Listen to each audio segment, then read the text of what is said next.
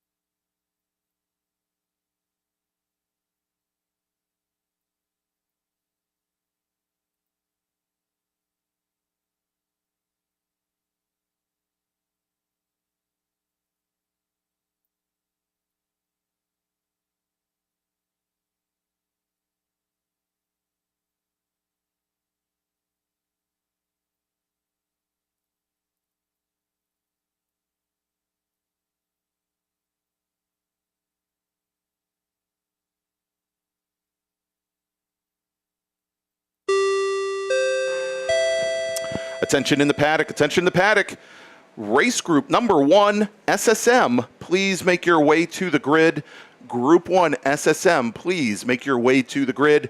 And the plan this morning is for us to have the first 2 races, that is SSM and also our Wings group, before lunch. Again, plan is for first 2 groups, SSM and our Wings group, that's group number 2, to have their races before lunch.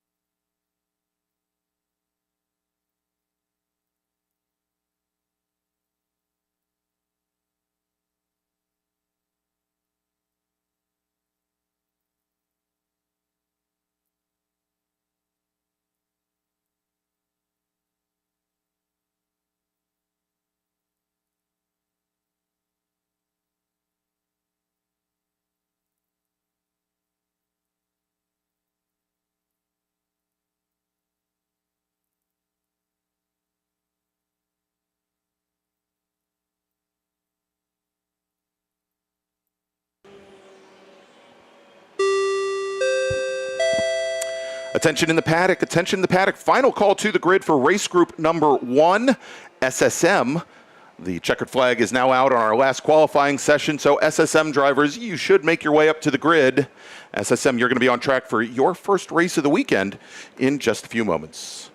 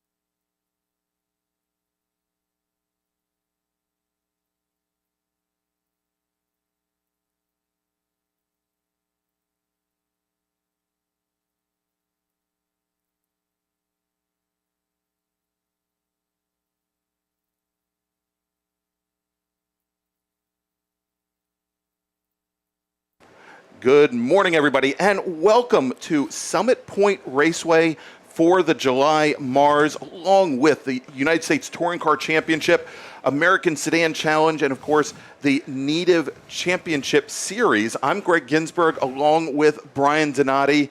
Brian, I'm so happy to have you here this weekend. We missed you back in June. Welcome back to Summit Point. I'll tell you what, Greg, it's fantastic to be back here. There's a lot of people that I haven't got to see all year long. I've been kind of doing my own thing, racing the karts and everything else, and I really haven't been to very many SCCA races this year. I think I've only been to three, and this is the third one. So it's been kind of an interesting season, and I'm glad to be back here.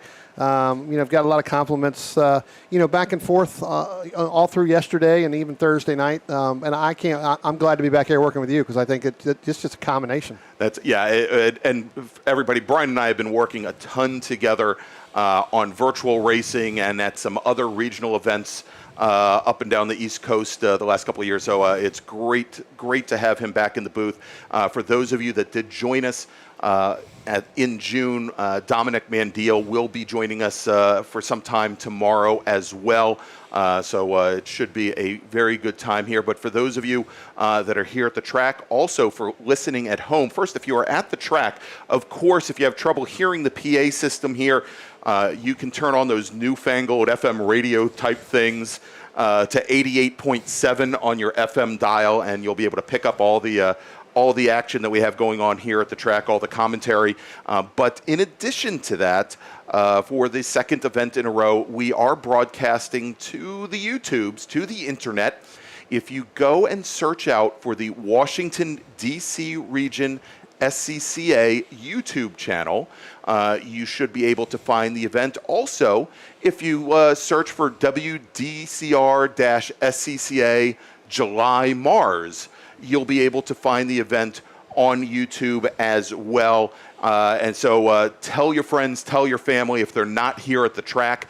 Not only will they be able to hear the commentary, but Brian, we did a little bit of testing in June, and we have a couple surprises for the people watching on YouTube this weekend that we have at the moment 3 cameras, both at turn 1, down at turn 5, and we'll probably be repositioning that turn 5 camera during lunch, also at turn 10, and we hope to have another camera up and running maybe after lunch today, after our second race of the day. And I guess we probably ought to say here that it is a beautiful, beautiful day here at Summit Point. About 80, it's only going to get hotter, but 85 degrees, very clear in the air. It is quite humid, but it is still a good day for racing. All right, so Brian, I believe we are right at about the 5-minute warning. So what I want to do, I want to play our national anthem. And when we finish up, we'll get back to the commentary and talk about our first very large group going out to race today. So everybody, please rise, remove your hats, face the flag for our national anthem.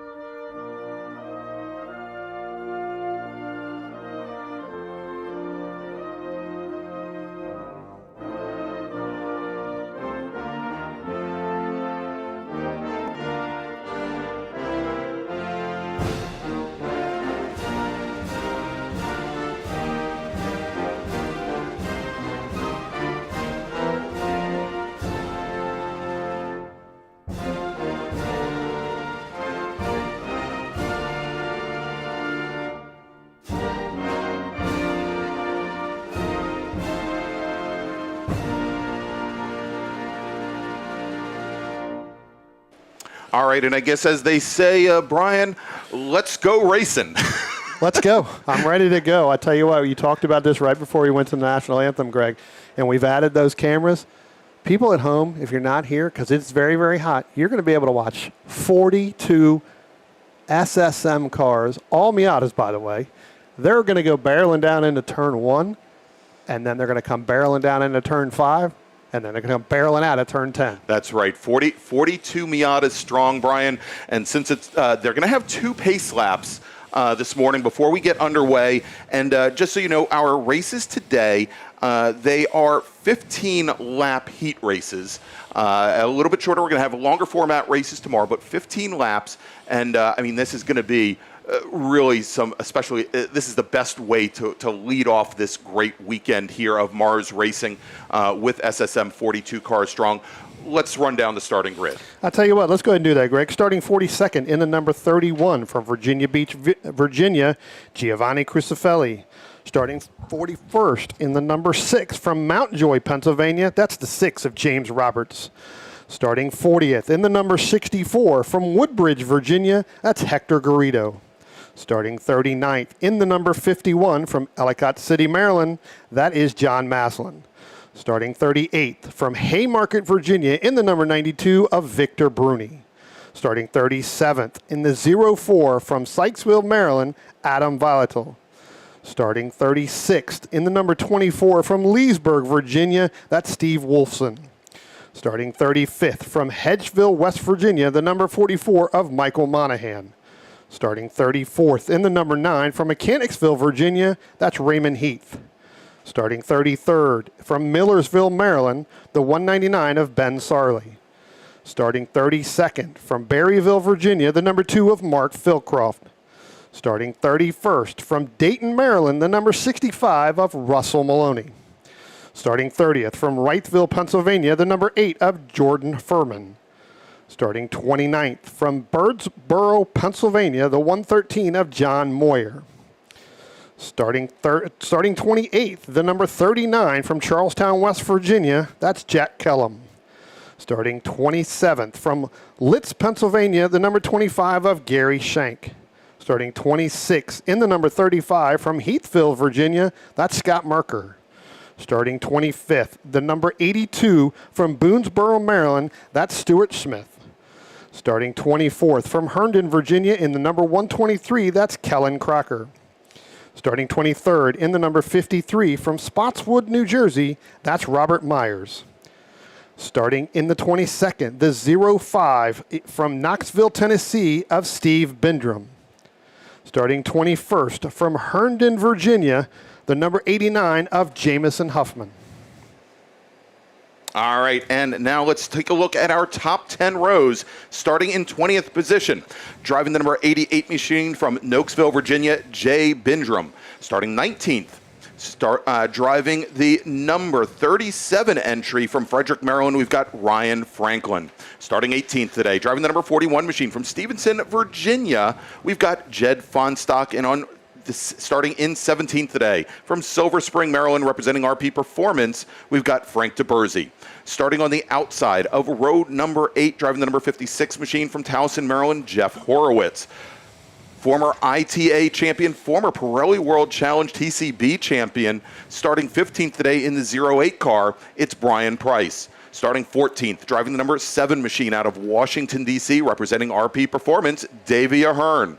Starting 13th today, driving the number 10 machine from Midlothian, Virginia, Benjamin Jones. Starting 12th, driving the number 32, Mazda Miata from Baltimore, Maryland, representing Zero Fox and RP Performance, it's Scott O'Rourke. Starting 11th today, driving the number 75 machine. And Brian, of course, I'm looking forward to seeing him race with my former student at driver's school. A number of rookies in the field this weekend. From Bristow, Virginia, Deacon Greenfield. Starting 10th today, driving the number 63 Hot Stuff Racing entry from Sparks Glencoe, Maryland, John Hotz. Starting 9th today, and here's a bit of a surprise driving in SSM this weekend. Former World Challenge racer himself. He's been running in the same STU Audi A4 that he had been running in World Challenge years ago. He took it to, I think he started third at the runoffs this past year in STU, but today, representing Carbotech Brakes, Hoosier, and Warwick Auto Service, it is Chip Herr. Starting 8th today, driving the number 1 machine from Warrenton, Virginia, David Biegert. Starting 7th, driving the 07 machine in the Capital Car Care Miata, David Stern. Starting 6th, driving the number 42, Chris Brothers Construction, RB Evans Construction, Mazda Miata from Leesburg, Virginia, John Evans. Starting 5th, driving the 01 machine from McLean, Virginia, James Smith. And your top 2 rows today in SSM. Starting 4th, driving the number 70 RP Performance Next Foundations Miata from Winchester, Virginia, it's Cam Gruber. Starting next to him on the inside of row number 2, driving the It's Not That Bad Mazda Miata from Dayton, Maryland. You know, I think his father has tried telling us that over and over again. Ryan Maloney, he starts 3rd today. And your front row in SSM, driving the number 06 Columbia Tile and Marble machine from Baltimore, Maryland, Neil O'Rourke. And your pole sitter today, multi-time champion in the class from Stroudsburg, Pennsylvania, representing RP Performance and VCF, driving the number 11 machine, Rich Roman. I'll tell you what, Greg, if these guys go out and get, their first of their 2 pace laps, waiting for them to come back around, I'll tell you what, we're going 15 laps here. emphasis on the heat. It is hot out there. This track is going to be slick. These guys have already talked about that. One of the notes I wanted to make, though, real quick is Rich didn't get a good start this morning when he went out for qualifying. He actually was late there, so ended up going out last and ended up having to, get back behind some of the, the slower vehicles, right? As they're getting ready to go out, but was able to come out and propel into that 128.440. That's actually a really good time, and then actually did cut it, a little short. I think he only went 4 laps in there, so he got his good lap run. While some of these other top starters up front, they went kind of the whole session, really trying to move around, see who's better at, kind of the bet of the draft. Are they the pushy or the pusher, right? You're just trying to figure that stuff out.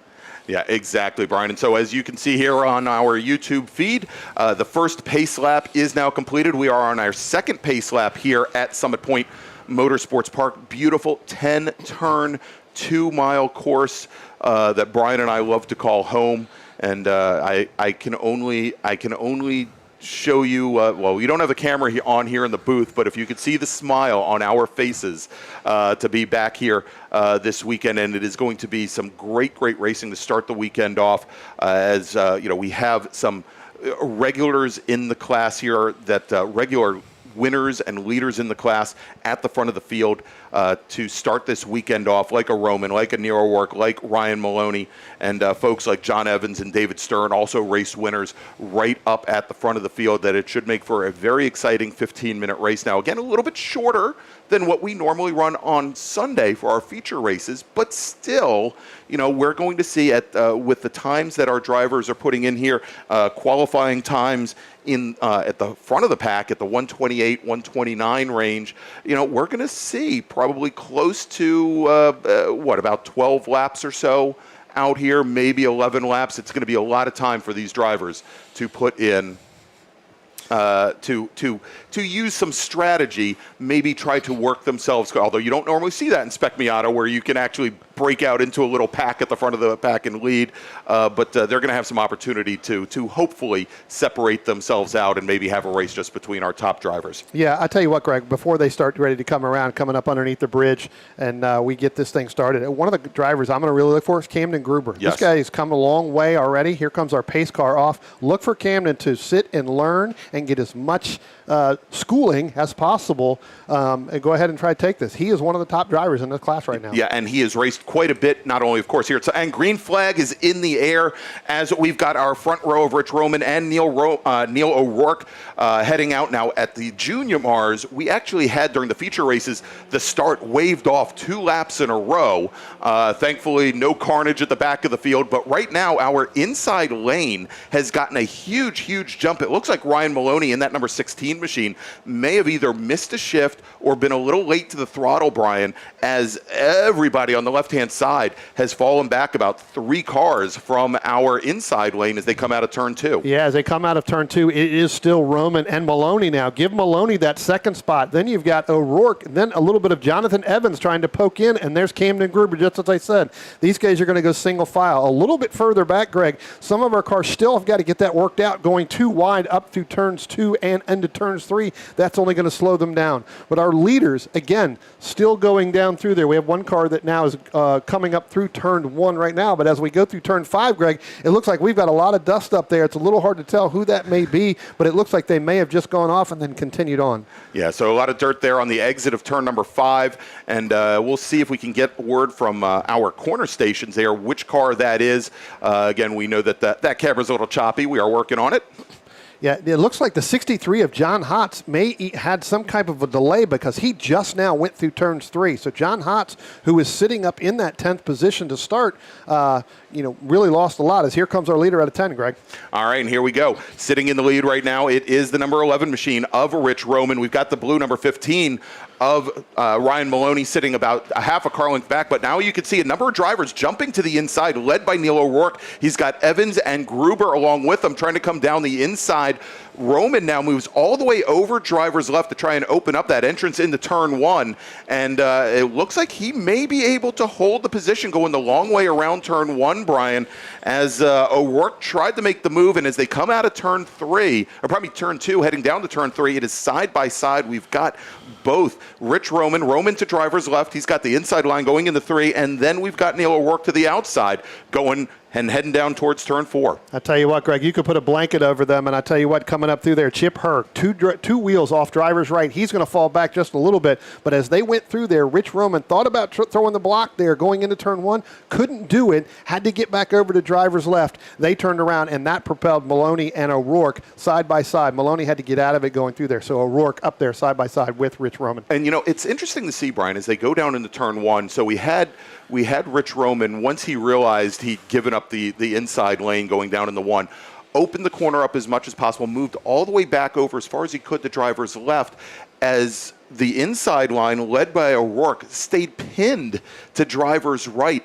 And Roman, even though he had to go the long way around turns 1 and 2, still came up about a foot ahead of Neil O'Rourke, even going that extra distance. As our leaders, they come out of turn 10, and looks like for the moment, Neil O'Rourke, who's now moved up to second right behind Rich Roman, is going to stay in line. We'll see if that changes as they come down into the braking zone, as it is currently Roman, O'Rourke, John Evans in the 42 machine. He now moves up into third, and Ryan Maloney in that blue number 15, he falls back into fourth. A little bit further back from there, we've got Gruber in the 70 machine, who is not in that lead group at the moment. Well, actually, as they all went down in the 1, Brian, that lead group has turned into about 15 cars. Yeah, that is a 15-car lead there, Greg, but it is Roman still by about a car length and a half over O'Rourke. I guarantee you what, right now, it's just comfortable to just sit and ride around. Again, very hot out there. Get to understand what this car is going to do, as it looks like we've got one car here doing the cut-through.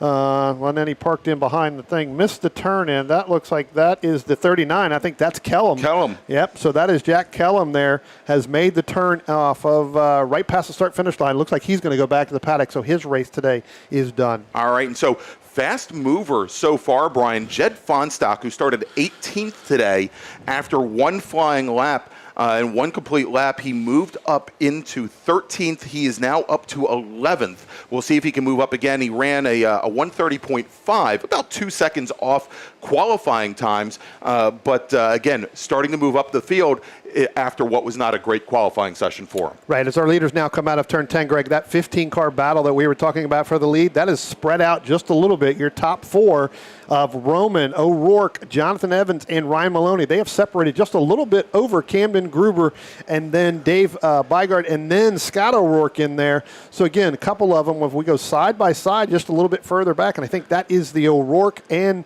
the, or that may be the Camden Gruber there going side by side. It looks like we get one guy there a little bit off coming out of 2. That looks like that may have been Jonathan Evans, but able to continue again, just 2 right side tires in the dirt coming out of 2, trying to take that tight line, Greg. As Neil O'Rourke gets a little bit loose going up through turn 3, Greg, had to get it sideways, had to get back out. That's going to let Roman open up that lead. Yeah, and so, Brian, you know, as the drivers were finishing up their pace ups, I said, you know, look, the leaders, they might want to try and just stick together, not battle it out, try to separate themselves out from the rest of the field. When you got a 42-car field, there's not much of an opportunity to do that anyhow. That even as we see coming out of turn 10, where the first 4 cars of Roman, O'Rourke, Evans, and Maloney, they may have an advantage over Cam Gruber, Biegert, and O'Rourke coming out of 10. By the time they get down to the end of this 3/4 of a mile length front straight, everything compresses back down again. And as they're coming out of turn 2 and turn 3, we're back to 15, 20 cars, all locked tail to rear bumper.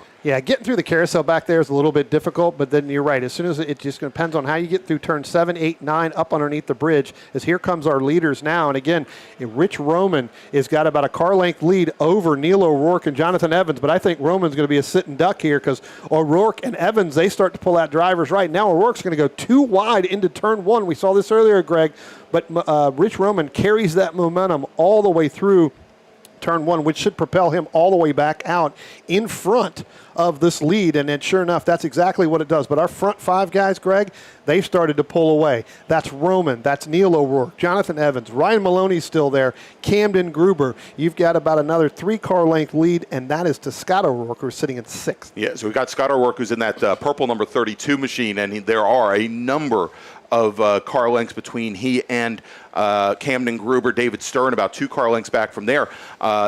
We've got now, and I think moving up just a little bit. And actually, he's moved up 1 position so far. Brian Price in the 08 machine.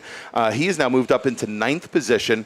And Chip Herr, who started off in 9th, he now, having lost that position to Brian Price, is sitting back in 10th. Jed Fonstock, who we talked about just a few moments ago, sitting 11th.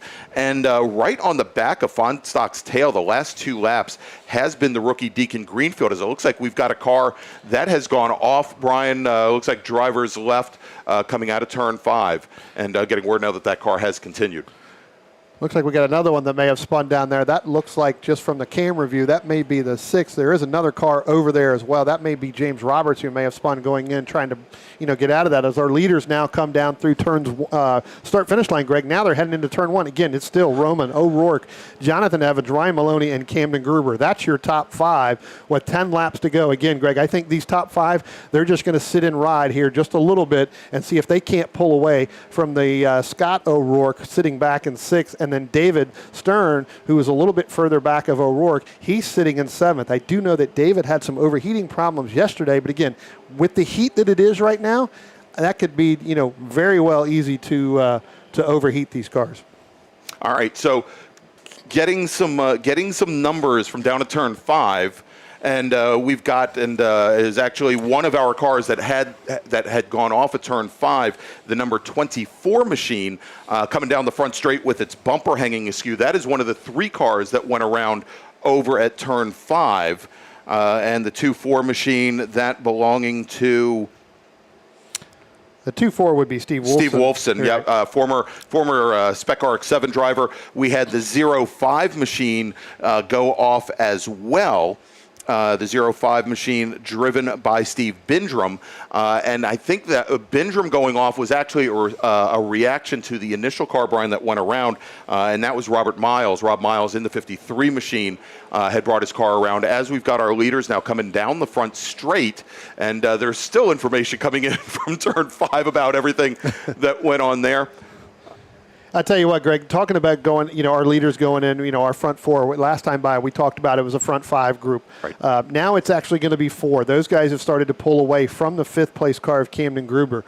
They're about a car length and a half. Camden Gruber still hasn't lost the draft yet, but at some point, if those front 4 just stay together and continue to keep on, Gruber's going to lose that draft. He's going to have to fall back in order to make up ground on those, and that's to the Scott O'Rourke and the David Stern, as we've got some of our other ones going down through. But you talk about that 24 with Steve Wolfson, his bumper, that bumper is going to come off at some point because it's barely hanging on. Well, he has been, the word is that the next time he comes by, if he doesn't pit in, he will be getting the meatball flag. So his race effectively is done. Well, now it sounds like he has lost the bumper. The car is on the pit lane. I don't think he has the bumper with him, however. Well, look and see. I can't see if that is him or not. That does look like him. It does look like him on pit road. So he didn't make it, but you're right. I don't see the bumper anymore. So it is somewhere out there. Yeah, so the worst of both worlds. We've got a big bumper as debris on the track, and then Wolfson, after having lost the bumper, is also on the pit lane as our leaders come out of turn 10 onto the front straight now. And I was going to mention now, having moved up and gotten around Brian Price, Deacon Greenfield, we talked about earlier in the number 75 machine, he's now moved up into 11th position, battling it out with Fonstock, who's now in 10th as our leaders going into 1. And Brian, I think this time Neil O'Rourke from the inside. We'll have to see as they come out from behind the trees, but I think Neil O'Rourke might finally now have the position on O'Rourke coming into 3. Actually, he does not. He's not going to. Rich Roman's still going to lead this, but O'Rourke tried to go inside of him to driver's right. He got a great run down into the braking zone and was able to make that, but coming out of 2, looks like the car may have washed up a little bit, driver's left. Roman stayed back, so they did the crossover there. As soon as he did that crossover, he took it. The man that's going to move up here, or the driver that's going to move up here, is going to be Ryan Maloney. I believe that he was able to get in front of Jonathan Evans going through that as well. We'll have to see the next time by, but I thought that he may have shut the door on Jonathan Evans as they turned around and did it. It looks like we have one car that may have gone off in turn 3, but I don't see anything from this angle. So. All right, and it looks like we've got a car that's gone off at turn 3, Brian. They've got a standing yellow there, and trying to get a number. We'll see who that is. Yeah, somebody's still sitting over on that side. I can't make the number out here. It's the 88 machine. Okay, that would be Jay Bendrum. Yeah, so Jay Bendrum off, and that was turn up, and it looks like we're going to be sending out some emergency services vehicles to go to respond to that incident right now. So we'll see if we go to full course caution. But one of the great things here in the with the Washington D.C. region, Brian, is that we do still send our emergency services teams out under green flag conditions. We want to thank them for volunteering to do that. It allows us to keep the racing underway as our leaders now coming out of turn number 2. And again, Rich Roman is your leader as we have 7 laps remaining here at Summit Point. Great battle, a little bit further back from the lead, though, Brian. Looking at right now, I believe it is Chip Herr and Jed Fonstack now battling it out for 9th position. As then we've got Price and Greenfield running in 11th and 12th.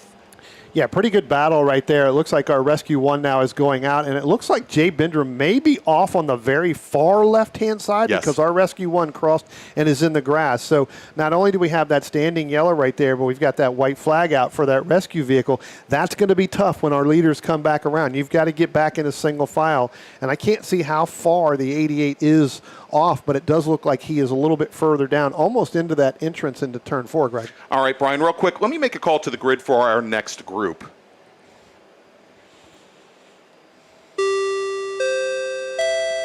Attention in the paddock, attention in the paddock. First call to the grid for race group number 2. This is our open wheel group, and I believe I'm just going to, Brian, rather than running off the list of like 30 different classes, I'm going to call the three different classes for the cars that we have in this group. I believe Formula Atlantic, Formula Continental, and Club Ford drivers. Those were our qualifiers for group number 2. So group 2 drivers, please make your way to the grid. We're about halfway through our first race of the day. And Greg, as our leaders now come out of turn 2 and come up through turn 3, that standing yellow has dropped. And now it is Rich Roman O'Rourke. Give Jonathan Evans back now to almost to 5th place, as it looks like Ryan Maloney and Camden Gruber have gotten past that 42 of Evans. So Evans having a little bit of a challenge going through turns 1 and turns 2. Those two able to make that pass. So Jonathan Evans going to drop all the way back to 5th place, Greg. All right, looking at a great battle a little bit further back in the field. Looking at the 2 machine and the 51 machine here. Going side by side, coming out of turn 10, heading down into turn number 1. That is Mark Flitcroft, who is our class representative on the club racing board, as well as John Maslin. That is currently the battle for 39th. But I think that's saying a lot, Brian, is in a 42-car field, we literally have racing from the front to the back. Yeah, and from someone who's raced in this group before, Greg, that's fantastic. That's what you like to see. Here comes our leaders now, and it looks like Rich Roman has opened up about an 8-car length lead, and these are Miata lengths, over Neil O'Rourke and Ryan Maloney, and then you have Jonathan Evans and Camden Gruber. So those two are nose to tail. So again, a pretty big gap. So looks like Roman and O'Rourke may have gotten through the carousel pretty quickly and pretty good, as some of our other ones may have dropped back. But they're going to start to come up on some lap traffic here, Greg, and as they start to head up through turns 3 over into turns 4, that's going to come into play. I think you're going to see all 5 of those cars. They're going to get compressed back together here as we've got 5 laps to go. That's right, as we're working lap number 11, I think, and as you saw there with Evans and Stern working together, with Gruber and Maloney working together, they're all going to try to, for the moment, put the battles aside, try to make their way back up to Rich Roman, make it a 4 or 5 car battle for the win, rather than somebody being all by himself. Now, looking back a little bit further in the field, I just wanted to mention Jamison Huffman right now, driver of the number 75 machine. Huffman, who qualified, actually had a pretty good qualifying, qualified right around the center of the field, almost exactly in the center of the field, 21st position. Brian and I were a little surprised when he went out for qualifying this morning and apparently had some hood pin issues. And on the front straight here, had that hood go right up to the windshield. Good recovery.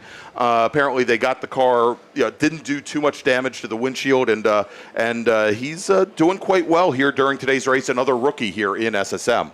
Yeah, one thing to clean up here, Greg, Steve Wilson in the 24 is back out on track, yes, although he doesn't have the bumper. Here comes our leaders now. They're going into turn one, and I got to tell you, Rich Roman has opened up the gap to about 1.3 seconds over Neil O'Rourke and Ryan Maloney. Ryan Maloney and Neil O'Rourke, they've got to work together to catch Rich Roman. I got to tell you, Rich Roman is starting to pull away, so evidently that lap traffic back over in the carousel and through 7, 8, and 9 has really helped Roman, as he must have caught them at the right time, and Maloney and O'Rourke did not. So they've fallen back a little bit. It looks like we may have had one car go off through the gravel here at turn 3, but continued, and that may have just been the 2 right side tires of Maloney as they went through. But he has continued on, and our leaders should be right now getting ready to come down through turns 5. All right, and I know I've pointed back to them quite a bit, and just out of that lead pack, Brian. But right now, Brian Price, who's running 10th, Deacon Greenfield, who is running 11th, Jed Fonstock, who had been as high as 8th, now sitting back in 12th position. Those 3 drivers went into turn 3 just a moment ago, side by side. We have another pack here of 4 cars going through turn 3, 2 by 2 by 2. Well, I guess that would be 6 cars, but 2 by 2 going through turn 3. That as we now have only 4 laps remaining, we're working lap 12 right now. These drivers certainly have not given up the ghost, as we now see, looking in this battle coming down into turn 1, that Neil O'Rourke starting to make up ground on Rich Roman. He did have to pass a slower car, a lapped car, under braking going into 1, but O'Rourke now only about 2.5 car lengths back from our leader. But those 2 drivers have now certainly moved away from the rest of the field. And the driver who has lost ground to this lead is the 15 of Ryan Maloney. He has dropped all the way back to the David Stern machine in that 07. That's 5th and 6th. Those 2 are starting to hook up. So again, now give it Rich Roman, Neil O'Rourke. Jonathan Evans moves back up into 3rd as he dropped a couple laps back down into 5th. Camden Groover 4th. Ryan Maloney 5th. David Stern 6th. So Ryan Maloney a little bit further back than I'm sure he wants to be right now. That's right. And so we should also, to give the viewers a little bit better idea of the gappings right now, we said John Evans, he moved up. He's now sitting in 3rd place, but he is almost 8 car lengths back from Neil O'Rourke. He's got a lapped car between he and O'Rourke. But on that last lap, Neil O'Rourke, who is starting to close things down on Rich Roman, ran almost 0.3 of a second faster than our leader and picked up about 6 car lengths. Yeah, that's catching the right in there. Here comes our leaders now. Rich Roman moves all the way down to driver's right. Again, they will have 2 laps to go this time by. Moves driver's right across the start-finish line, trying to break that draft so Neil O'Rourke can't pick that up. As they go down into turn 1, it's about 2 car lengths lead over that. Then you've got to go back 20, 25 car lengths, Greg, all the way back to the 42 of Jonathan Evans. All right, Brian, and let me very quickly here make another call to the grid for our next group.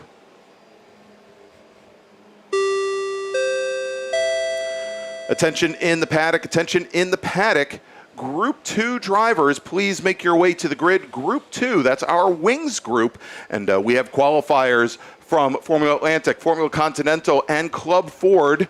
And, any other wings drivers that maybe didn't go out for qualifying, come on up to the grid. You are going to be heading out for your first race of the weekend here in just a few minutes. Group 2, to the grid, please. Now, Brian, I am getting word that the 04 machine had just gone around down in the carousel. That was Adam Volatile. He was running 25th, and he is back underway. It looks like it may have only cost him 3 or 4 positions. Yeah, he'll drop back there. I think he was able to continue. I think here comes a red machine. This may be him going through here right now. Yep. So he crosses the start-finish line. So again, as he went around, he's able to collect it and then continue on. Yeah, so move Volatile now back into third, and I guess that's a great name if you're going to spin, but he now moves and falls back into 32nd position and continues, and we will have, Brian, the next time our leader, whether it be Rich Roman or whether it be Neil O'Rourke, as O'Rourke runs the fastest lap of the race for the second lap in a row, they will be getting that one to go board here at Summit Point. And I tell you what, Greg, they're just now coming out of 2, and we talked about a little bit of the gap with Neil O'Rourke and Rich Roman. That is no longer. Neil O'Rourke is now right on the back bumper of that 11 of Richard Roman, and as they head up through turn 3, both of them nice and smooth all the way through there, they're going to run up into some lap traffic. As we look at our cameras here going down through turn 8, you see there's the 2 cars going in. Here comes our leaders going in through turn 5 right now, Greg. All right, and here they come as they come down the hill, and O'Rourke now coming up right onto the back of Rich Roman, but you can see things really starting to stretch it out behind them now as John Evans has fallen another 2 seconds back from our 2 leaders. Camden Gruber another 2 seconds back from there. Ryan Maloney 3 seconds back from there. So a huge gap now separating our top 4 drivers as our leaders, Rich Roman and Neil O'Rourke, should be coming up underneath the bridge now.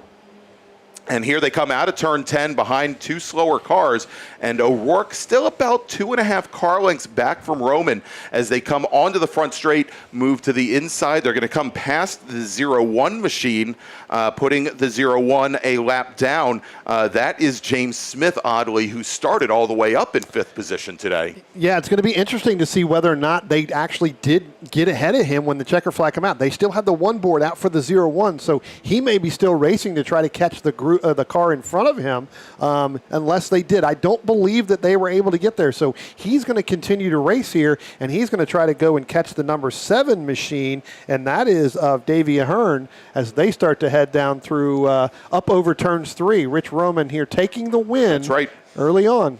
So Rich Roman, your winner. Neil O'Rourke finishing second. And talk about getting the fast lap in when you need it, Brian. Rich Roman turns the fastest lap of the race on the very last lap, almost 0.2 of a second faster than O'Rourke, who finishes second. Jonathan Evans comes home in third. Camden Gruber will finish 4th. Ryan Maloney 5th. David Stearns 6th. Scott O'Rourke 7th. David Biegert 8th. Chip Herr finishes 9th. And rounding out the top 10 today will be Brian Price. So, Brian, wanted to tell our listeners at home, if you like what you see, please, here on YouTube, go ahead and give us a thumbs up. Let's see if I can make that work. There we go. Go ahead, give us a thumbs up.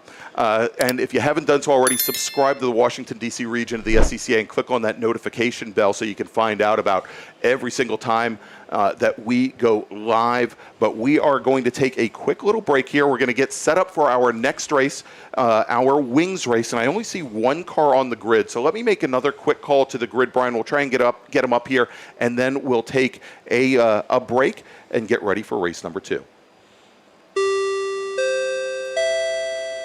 Attention in the paddock, attention in the paddock. Final call to the grid for race group number 2, our open wheel group, all wings and prototype cars. Please make your way to the grid. Race group number 2, please make your way to the grid. All right, so we are going to take that quick break here. You are listening to the July MARRS from Summit Point Raceway. I'm Greg Ginsburg along with Brian Donati, and we'll be back in just a few moments with race number 2.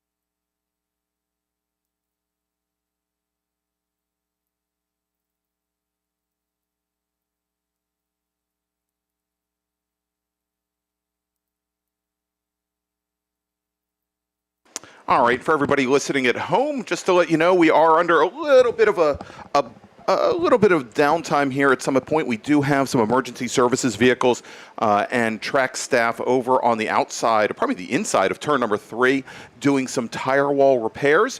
And our next group up is going to be our open wheel group. And it looks like, Brian, we've got a few more than just the 6 drivers that went out for qualifying.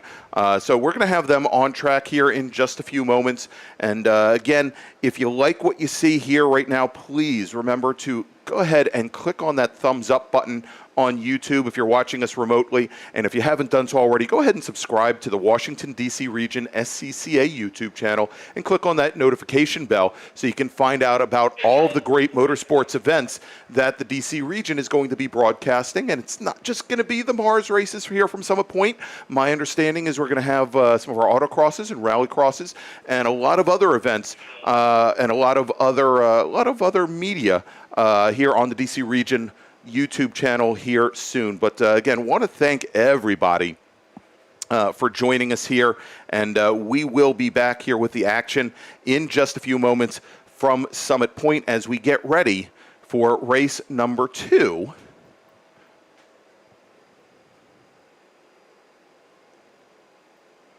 Here at Summit Point. So hold tight, everybody, and we'll be back here in just a few moments.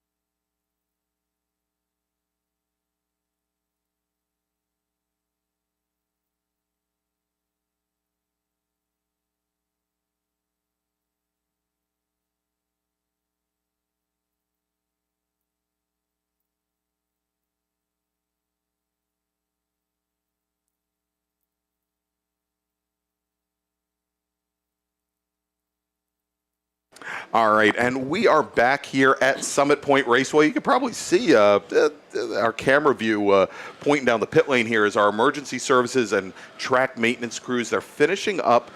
They've gotten the tire wall and wall repairs over drivers left to turn 3 already repaired. We still do have our track sweeper on track and blowing debris off around turn 3. But we will be going back to racing here at Summit Point in just a moment. In the meantime, Brian, while we're getting ready to send our Group 2 drivers, and by the way, this will be our final race before lunch. We're going to be taking an hour lunch after this group is finished. Wanted to talk about some of the great sponsors we have this year of the Mid-Atlantic Road Racing Series, of the Washington, D.C. Region as well, and as well as our Sprint Bracket Road Racing Championship. Let's bring them up on screen here. We'll mention them right now. Radial Tire Company, EVSR, and OG Racing. And of course, OG Racing carries what you need to get to the track, from driver suits to shoes to helmets, data, and video systems to your favorite brake pads from Performance Friction, Hawk, and Paget. OG Racing has built its reputation over the last 22 years by providing the best customer service in motorsports business, and their depth of inventory is second to none when it comes to safety equipment. That's why OG Racing has been the highest volume Sparco distributor for 17 years. It's not just on their website, it's in their 12,000 square foot showroom and warehouse located right nearby the track in Sterling, Virginia. For more information about their offerings, head to ogracing.com or make sure to call them at 1-800-934-9112. And Brian, let's also talk quickly about Radial Tire Company. Since 1976, Radial Tire Company has been providing the Washington, D.C. area with quality tires and the finest service. They've earned a reputation as the premier specialist in hard-to-find performance tire and wheel applications. They stock tires from all the top manufacturers for whatever you drive, from small economy cars to SUVs to trucks. Their mission is to assist you in getting the most out of your tires and car. For more information or to schedule an appointment online, browse to radialtirecompany.com or call them in Silver Spring, area code 301-585-2470. All right, so Brian, they're doing a course check right now, as I believe the street sweeper is now off. It's away from turn 3. It's coming up the front straight now, and will be parking itself over by our Able station, but they're doing that course check. We're going to be back underway with racing here from Summit in just a few moments.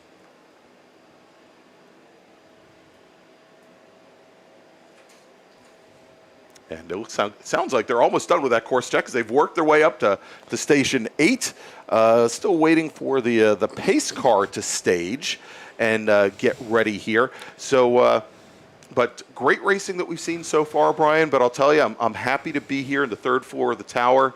The air conditioning might be marginal, but it's something. It's better than being out there. I got to tell you what, if you're out there, whether you're a racer, whether you're a worker, whether you're just hanging out as a fan, make sure you stay hydrated today. Yes. It is hot. There is very little wind blowing. And the wind that we had, the wind that we have, it is a hot wind. Yes. It's not something that's going to cool you off. So please make sure that you're hydrated. And, Greg, I'd be remiss, and we say this every year, but especially on a day like today, I cannot thank the workers enough. That's right. For putting this on. This is not you. This is not me. This is the workers that make this go. That's right. If you're one of the racers and you're out there and you're in the paddock and you walk by one of these workers, say thank you. Yeah, absolutely. The Sports Car Club of America, it's not a business per se. It is a club. And we could not hold our events here at Summit Point or any one of the many racetracks or parking lots or state parks around the country for whatever discipline of motorsports the Sports Car Club of America is putting on near you without the help of our volunteers. And so here at Summit Point, whether it be our emergency services team who goes out and risks their lives trackside while races are underway, or our flagging and communications core, whether it's our folks in timing and scoring or registration, or our scrutineers back in the tech shed, making sure that drivers' cars are safe to go on track. And I'm sure that there are a bunch of people that I'm missing. We have support staff to bring food and water out to our staff, whether it be I don't want to forget the folks downstairs. People always deride the stewards crew, but they also play a very important part in getting these races underway. And so we want to thank all the volunteers from, of course, the Washington, D.C. region of the SCCA, but also the many different regions that make up the Sports Car Club of America, who have volunteers at all of our events every single month. So again, thank you so much. And as Brian said, stay hydrated, stay safe out there. And thank you for once again putting on a wonderful event for us to all take part in and watch and spectate and enjoy. And I think hopefully our drivers know that without all of these volunteers, they would not have a place to race. No, absolutely, Greg. Well said. And looks like we finally got our pace car. So it looks like they got that started. Oh, that's right. Another one of our volunteers, Graham Taylor, our pace car driver. Yep. Here has the pace car up to the staging line here, and we will have our second race of the day, our wings group heading out on track here in just a moment. But again, and hopefully this will come up a little bit more easily than the last time I did it, Brian. If you like what you see here, and it's not working, of course, this time out, but if you like what you see here this weekend, please go ahead and give us a thumbs up here on YouTube. Click on that subscribe button and then click on that notification bell so you can find out about all the great motorsports action that the Sports Car Club of America's Washington, D.C. region is bringing you. All right, so as we get ready to have those cars head out on their pace lap, Brian, let's talk about, and this is perhaps not and I don't want to bring everybody down, but here, but I did want to talk very quickly as we are talking about volunteers, about two wonderful volunteers, one from the Northeast Division of the SCCA, one from the Southeast Division. Last week we lost Pete Romanowski, who was a flagger and a starter member of the North Carolina region of the SCCA, a long time member and mentor to many in the Southeast Division.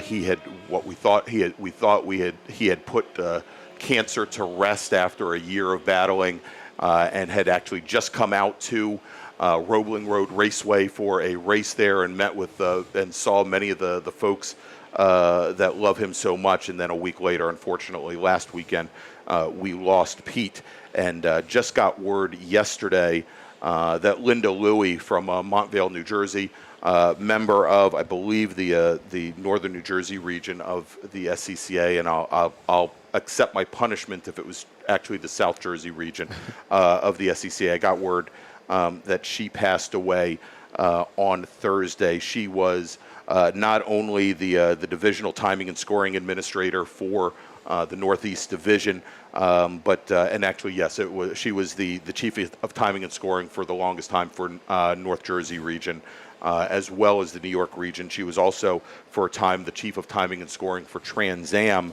and very well beloved here in the SCCA and in the Northeast Division. I remember her as I've put in some time in the timing and scoring building here at Summit Point, where she would drive down and put in a lot of time helping ensure that our events move on safely. So Godspeed to you, Linda, and also to Pete. And you've got a lot of friends here who are thinking about you this weekend. All right, so Brian, why don't we run down the starting grid for today's second race? And again, this will be the final race before we go to lunch today. It's going to be fairly small. We had 5 drivers go and qualify. We think, and we'll have to double check, it looks like we've got 8 drivers who have made the race. So let's run down the starting grid here, and we'll pick up the other racers in just a few moments. Starting 5th today, driving the number 98 Club Ford Zinc Z10 from Chambersburg, Pennsylvania, it's Sam Iyer. starting fourth today in the number 2 Club Ford, Alola T340 is Wayne Nicolette. Richard Silver in his Formula Continental from Durwood, Maryland, driving a Van Diemen, starts third. Leslie Walker in a Formula Continental, also a Van Diemen RF99, starts second. And your pole sitter today in a Formula Atlantic, which I think is actually his Formula B or Formula 1000 car that he won a MARRS championship in a number of years ago, from Harleysville, Pennsylvania, it's Alex Mayer.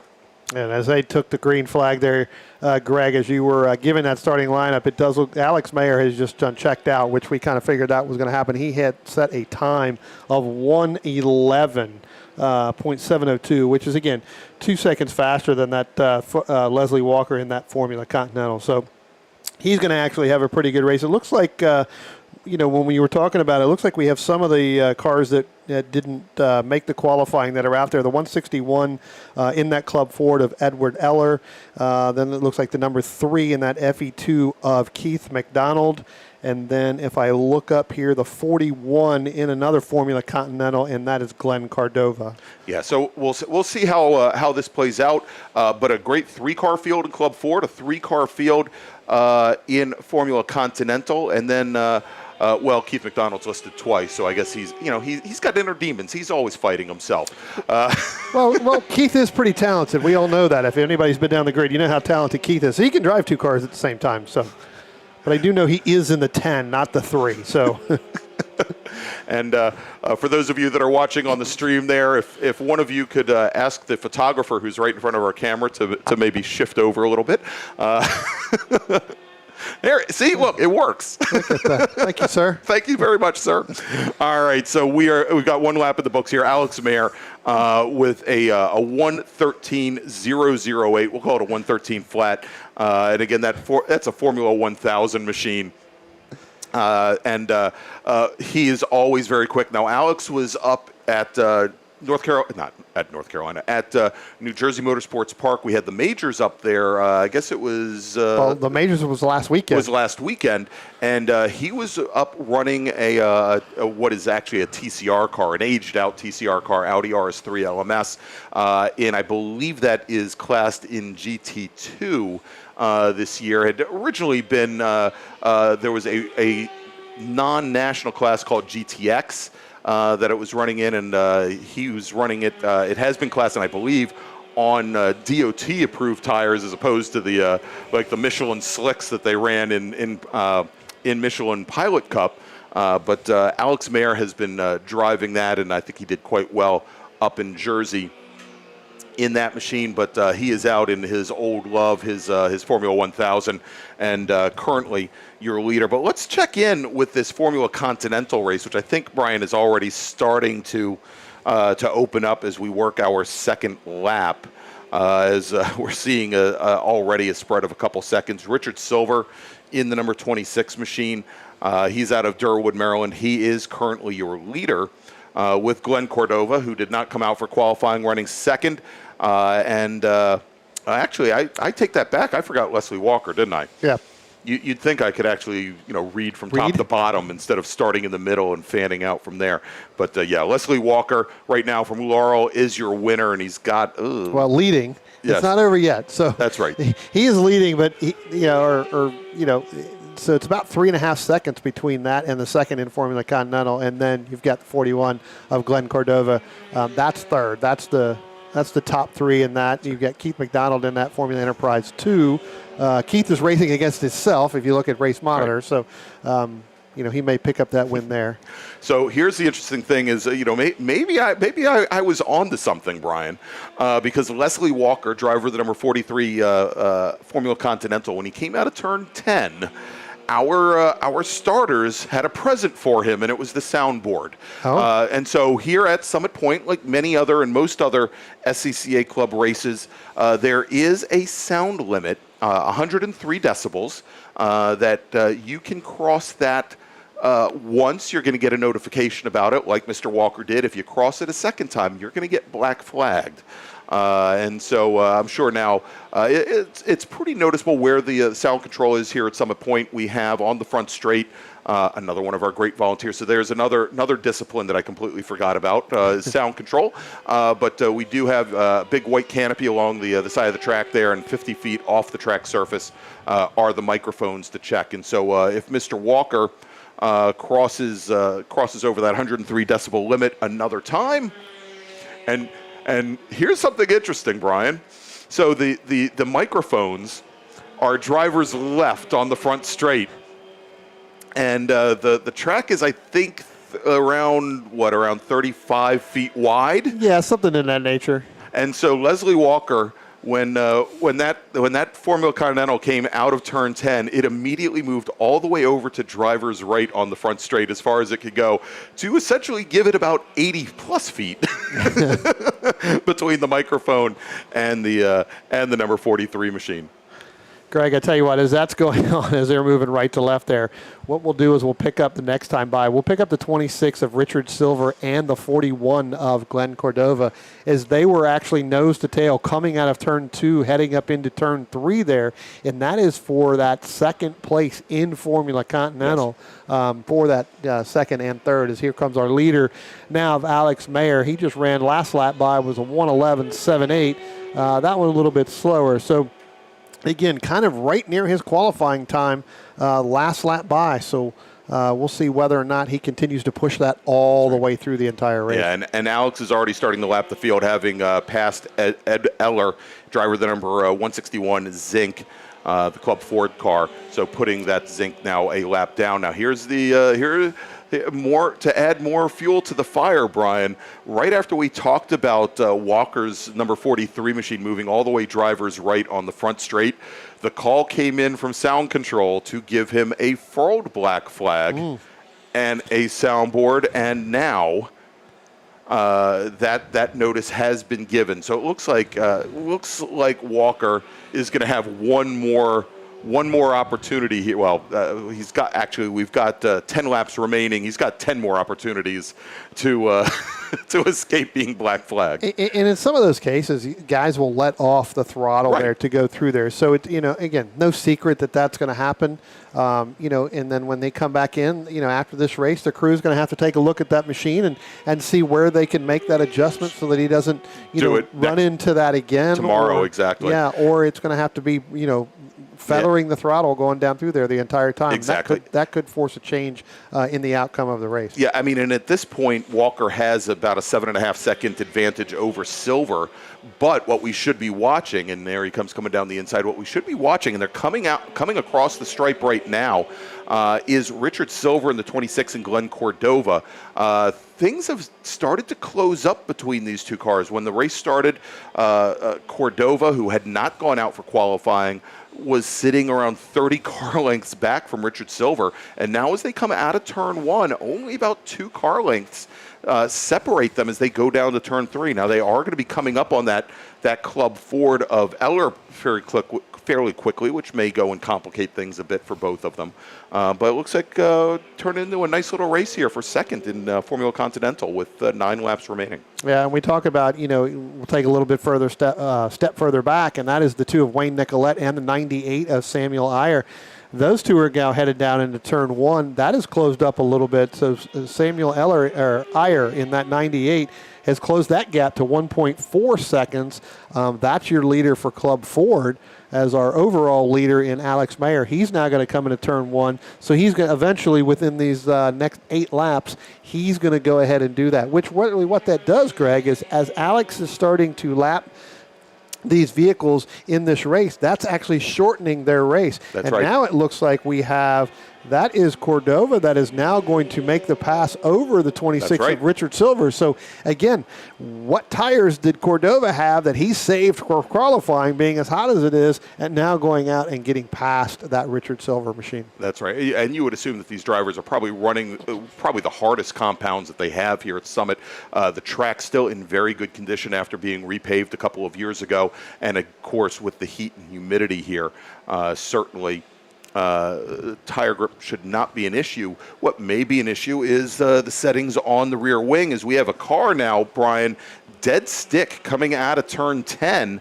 Looks like he may be getting it back underway as Alex Mayer, our overall leader, now comes underneath that car. It is one of our Club Fords. That is going to looks like that's going to be the 98 of Iyer. So 98 was Iyer was trying to get close there to Wayne Nicolette and just looped it around into turn 10. Yeah, and I'm getting word from the corner station over at turn 10. Might have tapped the curbing at the apex, lifted up the rear, did spin the car, and now is back underway. As we're now halfway through this 15-minute race, or pardon me, 15-lap race. And again, reminder to everybody at home that this will be our last race before lunch. We will be taking approximately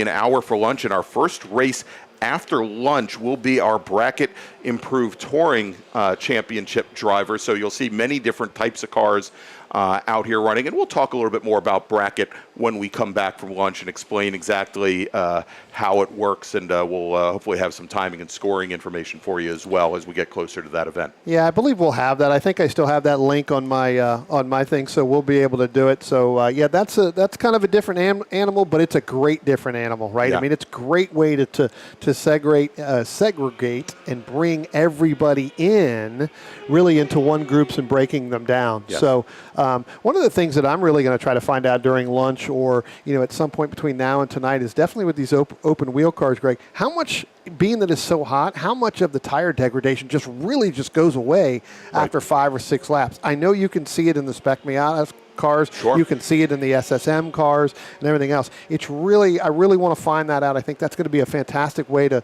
look at some of these cars, especially these open wheels, as Cordova and Silver now come by.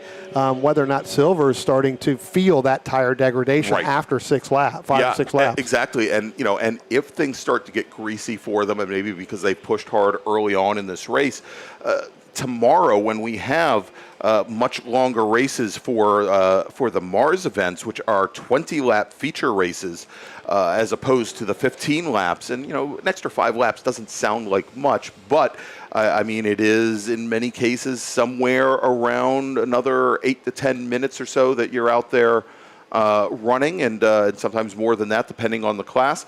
And it can create situations where if you overdrive the tires, where they just don't come back. Yeah, that's an additional 10 miles. Yeah. Right. If you think about it, it's 2-mile, 10-turn track. That's an additional 10 miles that you're going, for that. So. All right, so let's reset the field here as we have 5 laps remaining. Alex Mayer, driver the number 77.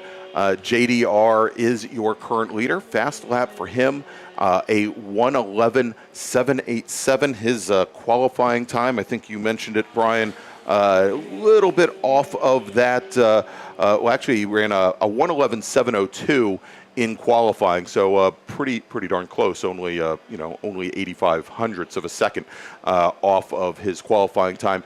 Leslie Walker leads Formula Continental, driving the number 43 Van Diemen out of Laurel, Maryland. Glenn Cordova, having not gone out for qualifying this morning, currently sitting 3rd overall, 2nd in Formula Continental. And Richard Silver out of Durwood, currently sitting 3rd in the class. Keith McDonald, our sole Formula Enterprises 2 driver here this weekend, out of Ranson, Virginia. Maybe just got out of bed and made his way over to the track. He's the only FE2 driver registered. Maybe not the biggest deal if he made qualifying or not, but he currently sits 5th overall with 10 laps of 15 now in the books. And in Club Ford, where we have 3 different drivers competing for the win. Wayne Nicolette, driver of the number 2 machine, the Lola T340 out of Cockeysville, Maryland. He is currently your leader. Our 2 Zinc Z10 driver, Sam Iyer, in the number 98 machine out of Chambersburg. We talked about that spin in turn 10 a little while ago. He is currently running 7th, just now completing his 10th lap. And then Ed Eller, driver of the number 161 Zinc. He is... and I believe he should be coming out of turn 10 here in just a moment. He is running 3rd in class, 8th overall. Yeah, it looks like there are, I just saw the overall leader there, Alex Mayer. He just went through turns 4 and through turns 5. Looking at our camera here now, Leslie Walker going through turn 5 now. So you should be seeing Cordova and Silver. They have started to spread apart even so much. As here comes Alex Mayer. So you can tell that again he is putting the laps down. Again, 3 laps to go. In this 15-lap race, and what that does is when we have those races for, let's say, third, in the Formula Continental between Cordova and Silver, that actually shortens them up a lap, just due to that, based off of where Alex Mayer is. Alex Mayer now going through turns 3, heading up over the hill, going through turn 4 down to the chute now, Greg. All right, well, getting word, and I think the stewards are being awfully generous today, Brian. They're going to give another soundboard to the 43 of Walker. Perhaps he forgot after 6 or 7 laps that he needed to lay out of the throttle coming down the front straight, but they're not going to black flag him. Well, he's so far to the right, he can't go any further right unless he wants to sit by the steward that's down there, exactly. The soundboard. So he can't go any further right through there. So we'll have to see. But at some point he's going to, again, the crew will take the car in there, look at it, and they'll see what they can do. Right. It looks like here comes Alex Mayer now. So he should have two laps remaining. Yeah, I did not see Leslie Frazier go by this time. Last time by, as I said, he was so far right that you can't get any further right, and so we'll have to see. And it can very well be, very well have to do with the amount of humidity out here today. That the sound travels a little bit further, but he and his crew certainly going to have to do something for tomorrow's race. As we have 2 cars coming out of turn 10 now. That is the Frazier. That is, the Leslie Walker. Yeah, so that's Walker right now, and they should have gotten Leslie should have gotten the soundboard there. With now 2 laps remaining, and as you mentioned, had Eller come through with them.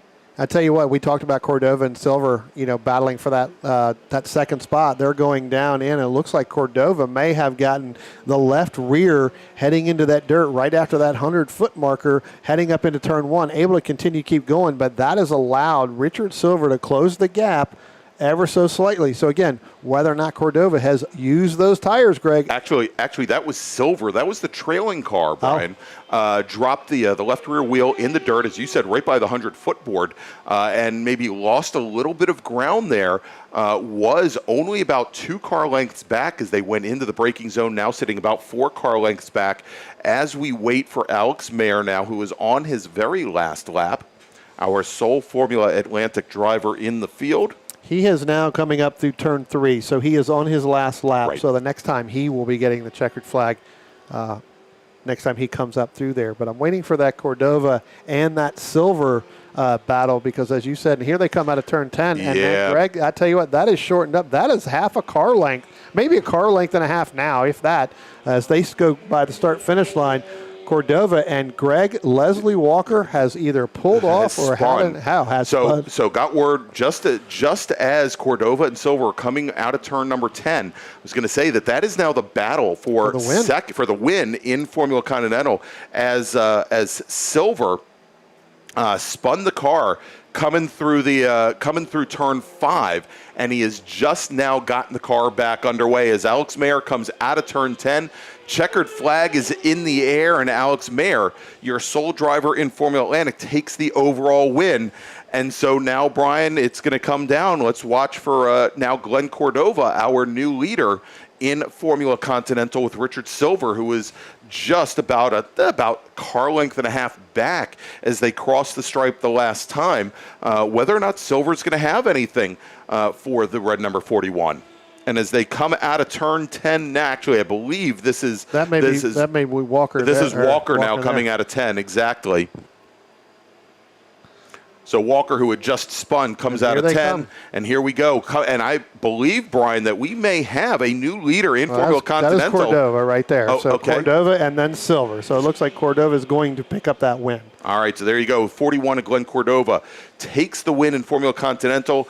Richard Silver finishes second, and Leslie Walker, who had led the entire race until lap number 14, he is now working his final lap. He will finish in third. If we jump over then to FE2, our sole racer in the class, Keith McDonald, he finishes fourth overall.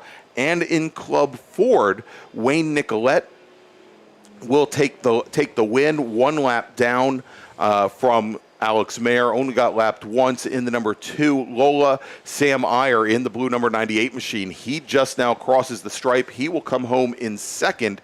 Ed Eller will finish third, 2 laps down. All right, so again, as we get ready to break for lunch, we are going to have, getting word,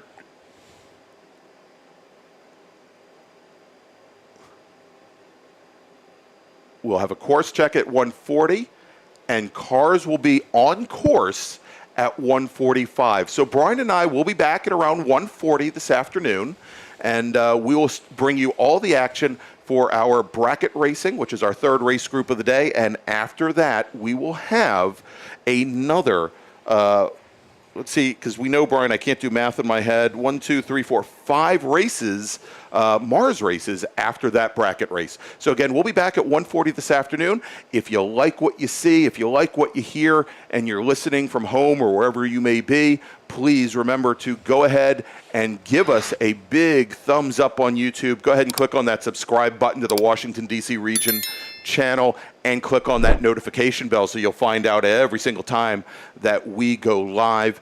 And with that, Brian and I are going to take that break, and we'll be back at 1:40 this afternoon for day 1 of the July MARRS U.S. Touring Car Championship event, as well as the American Stand Challenge here at Summit Point Raceway.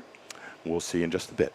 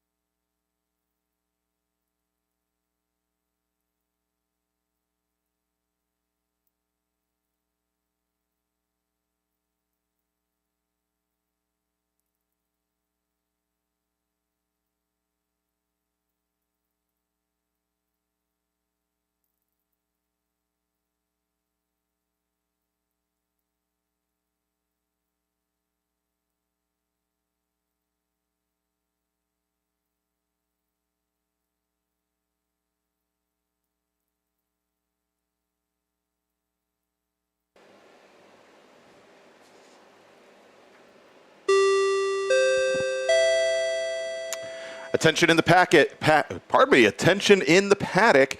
Attention in the paddock. Bracket racers, please start making your way to the grid. You are scheduled to be on track at 1:45 today. Again, bracket racers, please make your way to the grid.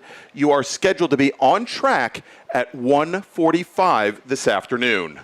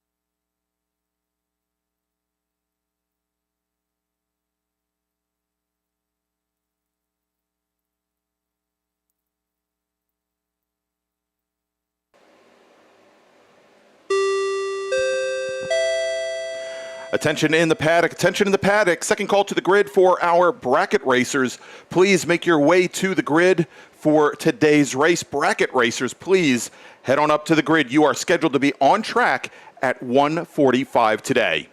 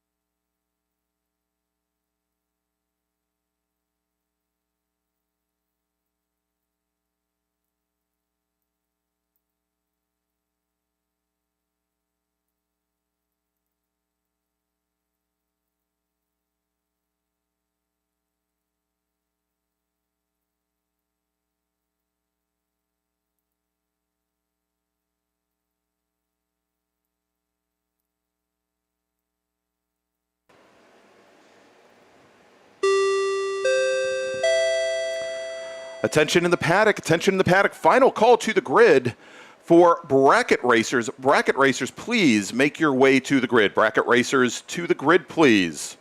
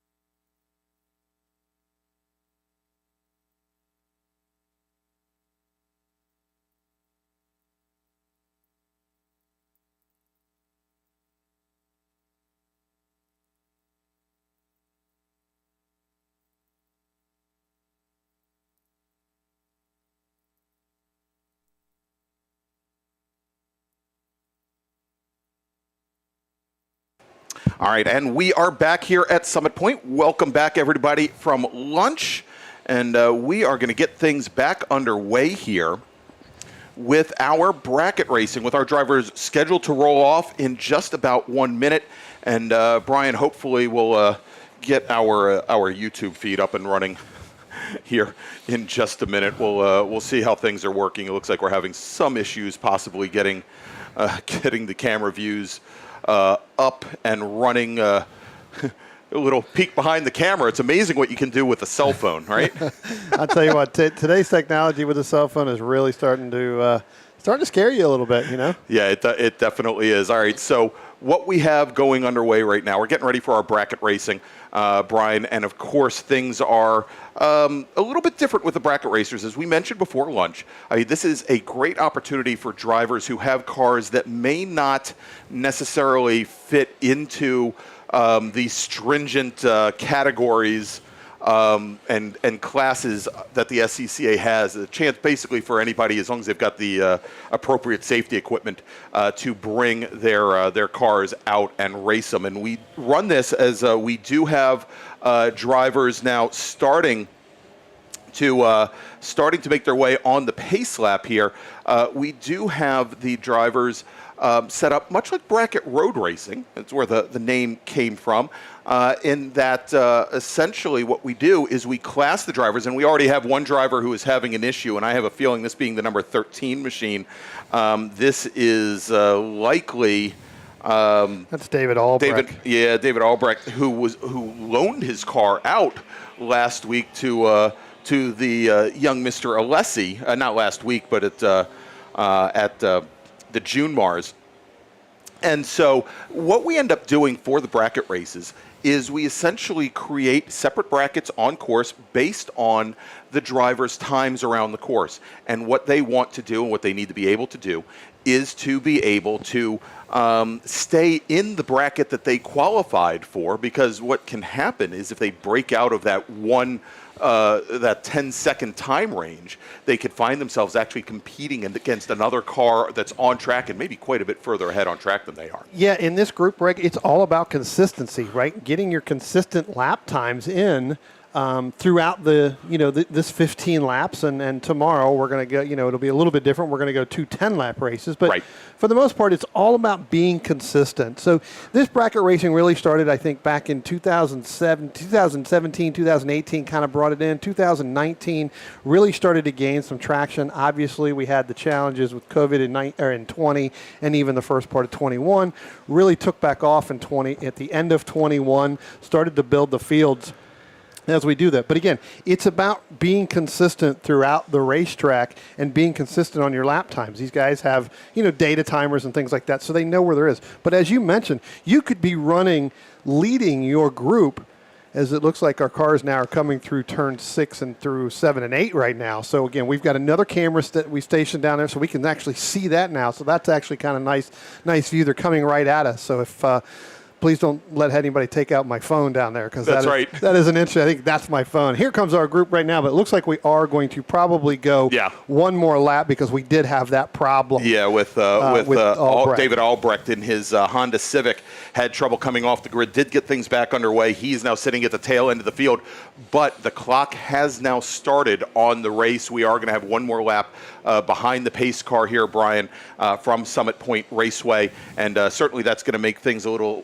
bit on the difficult side for Mr. Albrecht. Now, as we were talking about the different brackets, so essentially what happens is these cars are set up into different time ranges, and those time ranges are in 10-second increments, and essentially, and I'm trying to bring up which brackets, and we'll let you know here pretty much how the classing gets done, as we have B1 brackets, B1, I think, through B8, if I remember correctly. Yeah, either B7 or B8. And, like I said, what could happen is you could be leading your bracket, run a faster time. Now, all of a sudden, you're sitting fourth, and you're chasing the guy that's, 10 seconds ahead of you on track. So not only will you see, on-track activity and on-track battles, you'll also see clock, right? It's just like the old drag racing where you have to stay in that bracket. You can't run out. If you run out of that bracket, you get moved to a different bracket. Unlike drag racing, you don't get basically disqualified from that race and the other guy wins. Here you get to run off. At this point, it'll probably be 14 laps for this. But we'll talk about that as the race goes on, the different brackets. Like I said, we have each of the brackets up here. I'll let you know kind of where they stand in each of the brackets as we call the action. But again, a great thing in order to get the cars here. Again, you don't have to be, an SCCA, affiliated car. We've got cars from NASA, we've got cars from Tractor. As long as you meet the safety protocols of the SCCA, you can come and race in this bracket. It's a great way. Chuck Edmondson was the one who kind of came up with this. I think, between him and some of the other guys, we've developed this timing. So again, it's a great way to follow along. If you're looking at Race Monitor, it's going to be a little bit different as we're waiting for our green flag now. Our pace car is off. We're waiting for the starter, and there's the green flag now. So again, we didn't really get to the lineup, but it looks like Brian Cates is going to be leading at the start-finish line. But now Nick Jones, he's going to go ahead and take off in that big machine that they've got as they go down into turn one, and they don't even have what it's listed here, but it looks like it's a Camaro. But Brian Cates gets an early jump through there. So again, Spec Racer Fords, big V8 stock cars here, Greg. Don't be surprised if the Spec Racer Fords that are there with Brian Cates, now the power is going to start to take off. We're going to go too wide in here with Jones and Cates. Cates get better of it. He's got a little bit more handling going through that turn as they head up over the hill. And we'll talk about the different drivers. But as they go across the start-finish line, Greg, what will happen is within 15 seconds, these lap times will update. When they update, that'll put them in their bracket. So we'll give it a couple laps. Exactly. And so Nick Jones and Nick ran very well here at the June MARRS in what is known as an FNO chassis, which is basically a tube frame car. It does have a Chevy Camaro silhouette on it. We also have another driver a little bit further back in the field that is driving, and he's out of the Detroit region, also a Chevy Camaro, and I believe it's a GT2 car, and that is John Blanchard driving the green number 63. He's out of Holly, Michigan. Started this race 12th out of 22 drivers, and we'll see how he is, but already out to a very large start here is Devin Cates. Probably not. I did this in June also. I was saying Devin Cates, Brian's son, who spent some time in Pirelli World Challenge and touring car, raced in Spec Miata here against his father for a number of years, but it is indeed Brian Cates, former ITA racer back in the day, and I believe an ITA champion from the 90s. Brian Cates, the last couple of years, has been running Spec Racer Ford. He right now has about a 2-second advantage on track over Nick Jones, but as Brian said, we'll go and separate the cars out by the different brackets here in just a few moments. For the moment, those cars would be, I believe, in the same bracket as they are both in the 25 to 28 second range. Chris Benedetto in his BMW 335, and I believe that's an E36 sedan, or probably an E46 sedan, currently third on track. He's out of Harrisburg, Pennsylvania. Bill Smith in the 05 machine, also in his M3. Not driving his truck this weekend, but in the M3. Yeah, I know he's had some problems with the truck, and he's been going through it. I think it's just a little bit too hot for him to bring that truck out, so decided to race the M3. All right, Brian, real quick, let me make a call to the grid for our next race.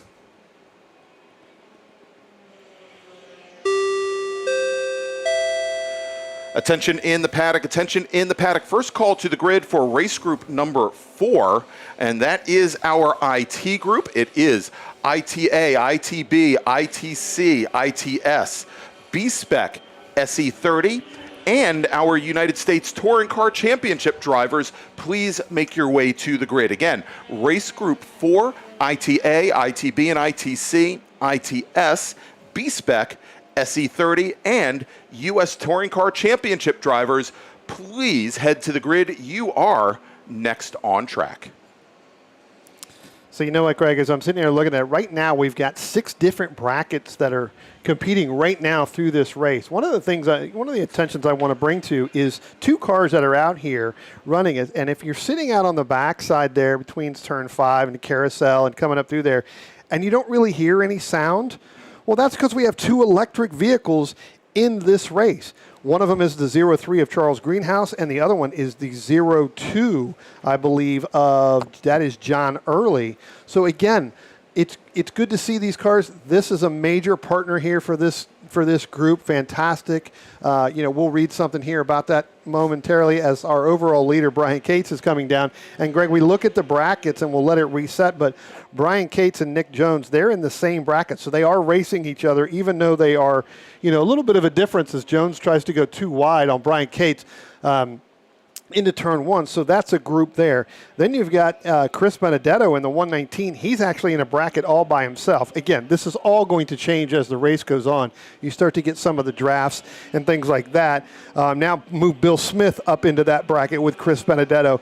Keith Frazier sitting in 5th position. He's in a bracket by himself. Then you've got Matthew Marks, Mike Costas, Steve Hunt, Charles Greenhouse, and everybody else is in that bracket B3. But as this race goes on, again, it's about being consistent across the board. Once they're consistent across the board, then you'll see guys start to run out at the end, and that's where the challenge becomes. All right, and so, Brian, I misspoke before, and I said there were 10 seconds in each bracket. That is certainly not the case. The brackets are about 2 seconds in length here. So, for example, bracket A4, which is our fastest bracket on track right now, that does include both Brian Cates and also Nick Jones in that FNO. That is for drivers that are between 1 minute 21 seconds flat and 1:22.99. So that actually is 3 seconds. Sorry, or no, that's 2 seconds. That's 2 seconds. We'll get your math going here before the end of the day. I'm surprised I got to 10 miles after the 5 and 2. No kidding. You've been looking at me every time I do anything with numbers. Bracket A5, as you mentioned, Chris Benedetto and Bill Smith. That's for drivers that put laps in between 1 minute 23 and 1 minute 24.99. So 23 to 25 seconds. Bracket 1 is probably B1. As you said, Keith Frazier, the only driver in there. That's for drivers between 1 minute 25 and 1 minute 27. Bracket B2, which I believe is one of our largest brackets right now, being led by Matt Marks. That is 1 minute 27 to 1 minute 29. Matt Marks in his Porsche Boxster, who did very well here back in June. He's out of Sterling, Virginia, has a fast time right now of 1:28.101. So he's sitting right in the middle of that, dead center in that bracket.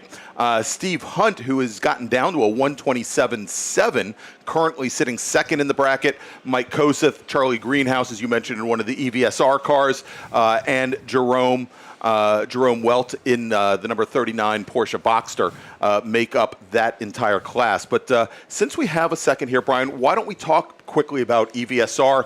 We had Charlie Greenhouse here at the June MARRS. We talked to him both Saturday and Sunday, and of course, he's the proprietor of EVSR, and they are proud to partner once again with the DC region as the title sponsor of the EVSR Sprint Bracket Road Racing Series. Charlie is also, as we can see here, he did not race at the June MARRS, but he is back behind the wheel trying to repeat as the series champion.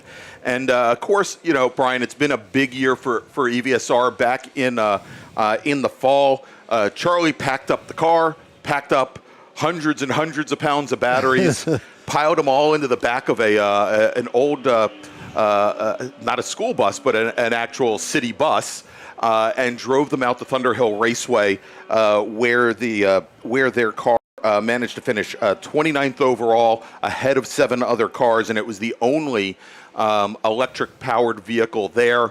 It's absolutely amazing to see as they do pit stops that involve replacing batteries, because they can get about a half hour out of a set of batteries. So it took a lot of batteries, as you can imagine, to do 25 hours.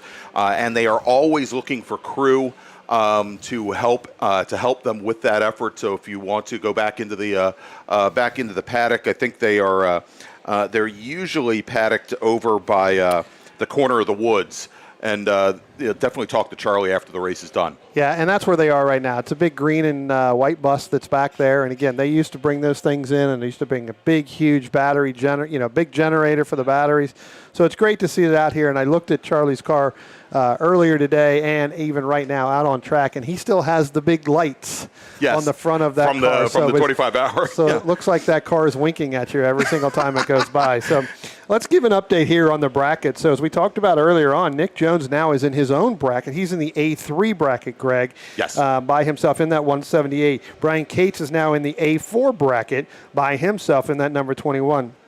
The race on track that I've seen here in the last couple laps, Bill Smith is able to get around Chris Benedetto. He made that pass, probably about a lap and a half ago going into turn 3, and now he has opened up over, as I said, the 119 of Chris Benedetto. That's in your A5 bracket. In your B1 bracket, you've got the 17 of Keith Frazier, the 5 of Mike Kossuth, and then Jerome Welt is in the 39. That's B1. B2 is Matthew Marks. Then you've got Charles Greenhouse, Steve Hunt in the 141, John Blanchard in the 63, and David Trossel in the 33. That's your B2. B3 shows Jeff Liller in the 127, John Early in another one of those EVSR cars in the 02.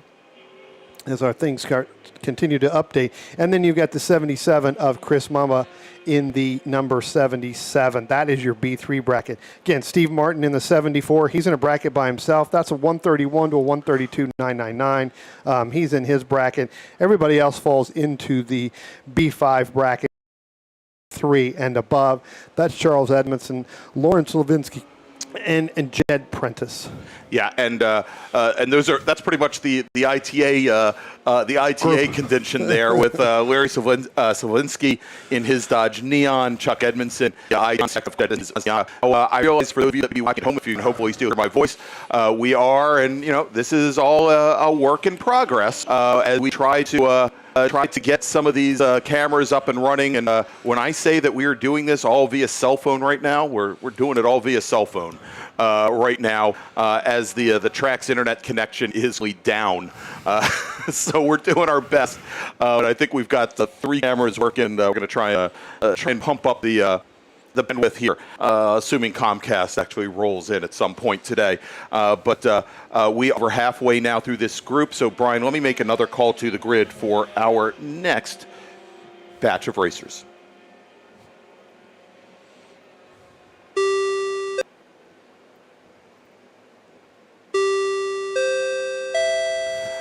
Attention in the paddock, attention in the paddock. Second call to the grid for race group number 4. That's ITA, ITB, ITC, ITS, SE30, and United States Touring Car Championship racers. And did I forget B-Spec? I hope not. B-Spec as well. Again, race group number 4, ITA, ITB, and ITC, ITS.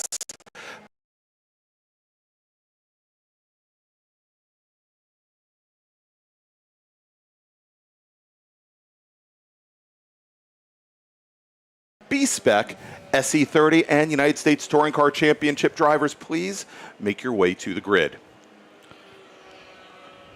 All right, so as we now have about six laps remaining, Brian, as we've mentioned here, Nick Jones he's in a class of his own right now as he started off in that A4 bracket with Brian Cates that had a limit on it of 1:21 seconds. Well, Nick is now down to a 1:20.132. And this is something that we saw at the June race also, where he is very cautious, we'll say, on the first 2 laps or so, wanting to get heat in the tires and in the equipment before he starts to turn up the wick.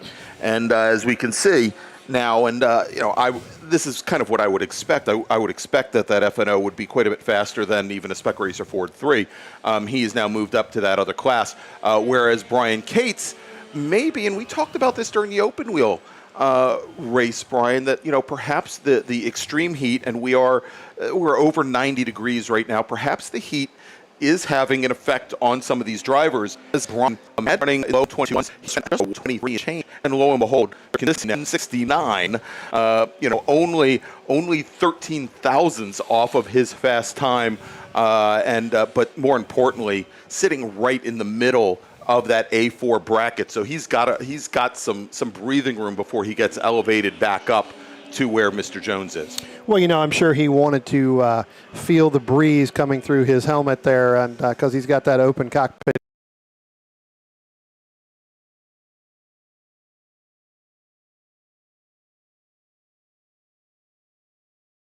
car. But what ends up happening now is he got stuck in behind the 178 of Nick Jones and in the 77 of Chris Mamba. So basically was able to get a little bit of the draft there. As here comes Nick Jones now, so he'll end up with about 4 laps to go. He's actually really opened it up between him and Brian Cates. So again, Brian Cates more than likely doing double duty here, not only in this group here, but then you'll also see him, I believe, when we get to our Spec Racer Ford. So as they go through turns 1 and 2, they're going to come up on the next vehicle they're going to come up on is going to be the 02 of John Early and the 127 of Jeff Liller. That's going to be the next cars they come up on. But again, as we look at the brackets, it's still staying the same there. Nick Jones in his own bracket, Brian Cates in his own bracket. That's the A3 and the A4 brackets respectively. Then you look at the A5 bracket with Bill Smith and Chris Benedetto. Bill Smith opened that lead up quite considerably over the last several laps. with 10 laps down. Our B1 bracket of Keith Frazier and Mike Kosuth and Jerome Welt, that is a little bit of a gap in between each of those cars. Then we look down at the B2 bracket, and we've had some people that have moved up into that bracket from earlier on. Steve Hunt leading that one over Charles Greenhouse, John Blanchard, David Trostel, Jeff Lillard, John Early, and Matthew Marks. That's your B2 bracket, as they have now completed 11 laps with 3 to go. Then we jump back to our track after that, which would be the B4 bracket, and then you've got Steve Martin and the 181 of Lawrence Slavinsky. We look down at the B5 bracket there, Greg. You've got the 134 of Charles Edmondson and the 68 of Jed Prentice.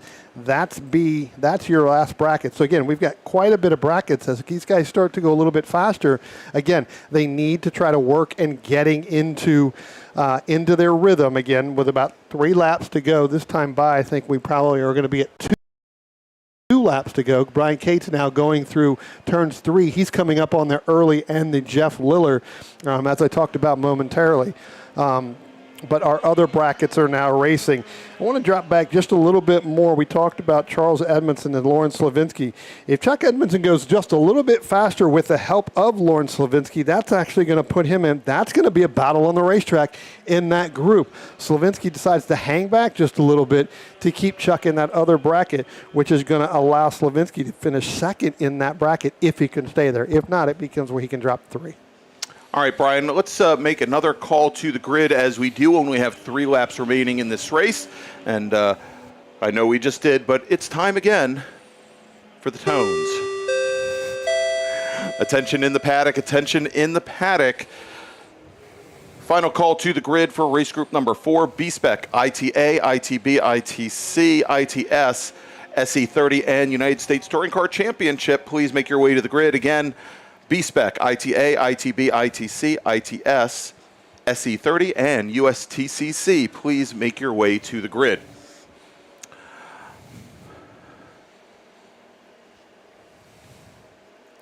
As we look at our overall leader and our leader in A3, Nick Jones, he goes up through turns 3, Greg, headed up into turn 4. The next time by he comes, he should be getting that 1 to go. Here comes Bill Smith.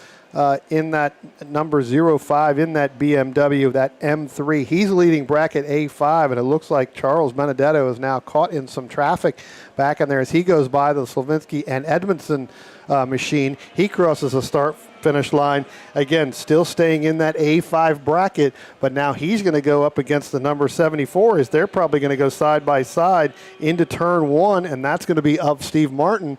Benedetto thinks better of it, backs out of it. Now he's going to follow in behind Martin as they come out of turn 2. We'll see whether or not he can make that pass, and he surely does, as now he's going to get right back in there and try to catch Bill Smith here with about 1 lap to go as our overall leader comes by the start-finish line, Nick Jones. All right, and for those of you that are watching at home, we apologize. I know we've only got one of our camera feeds up and running right now. Such is the life of testing.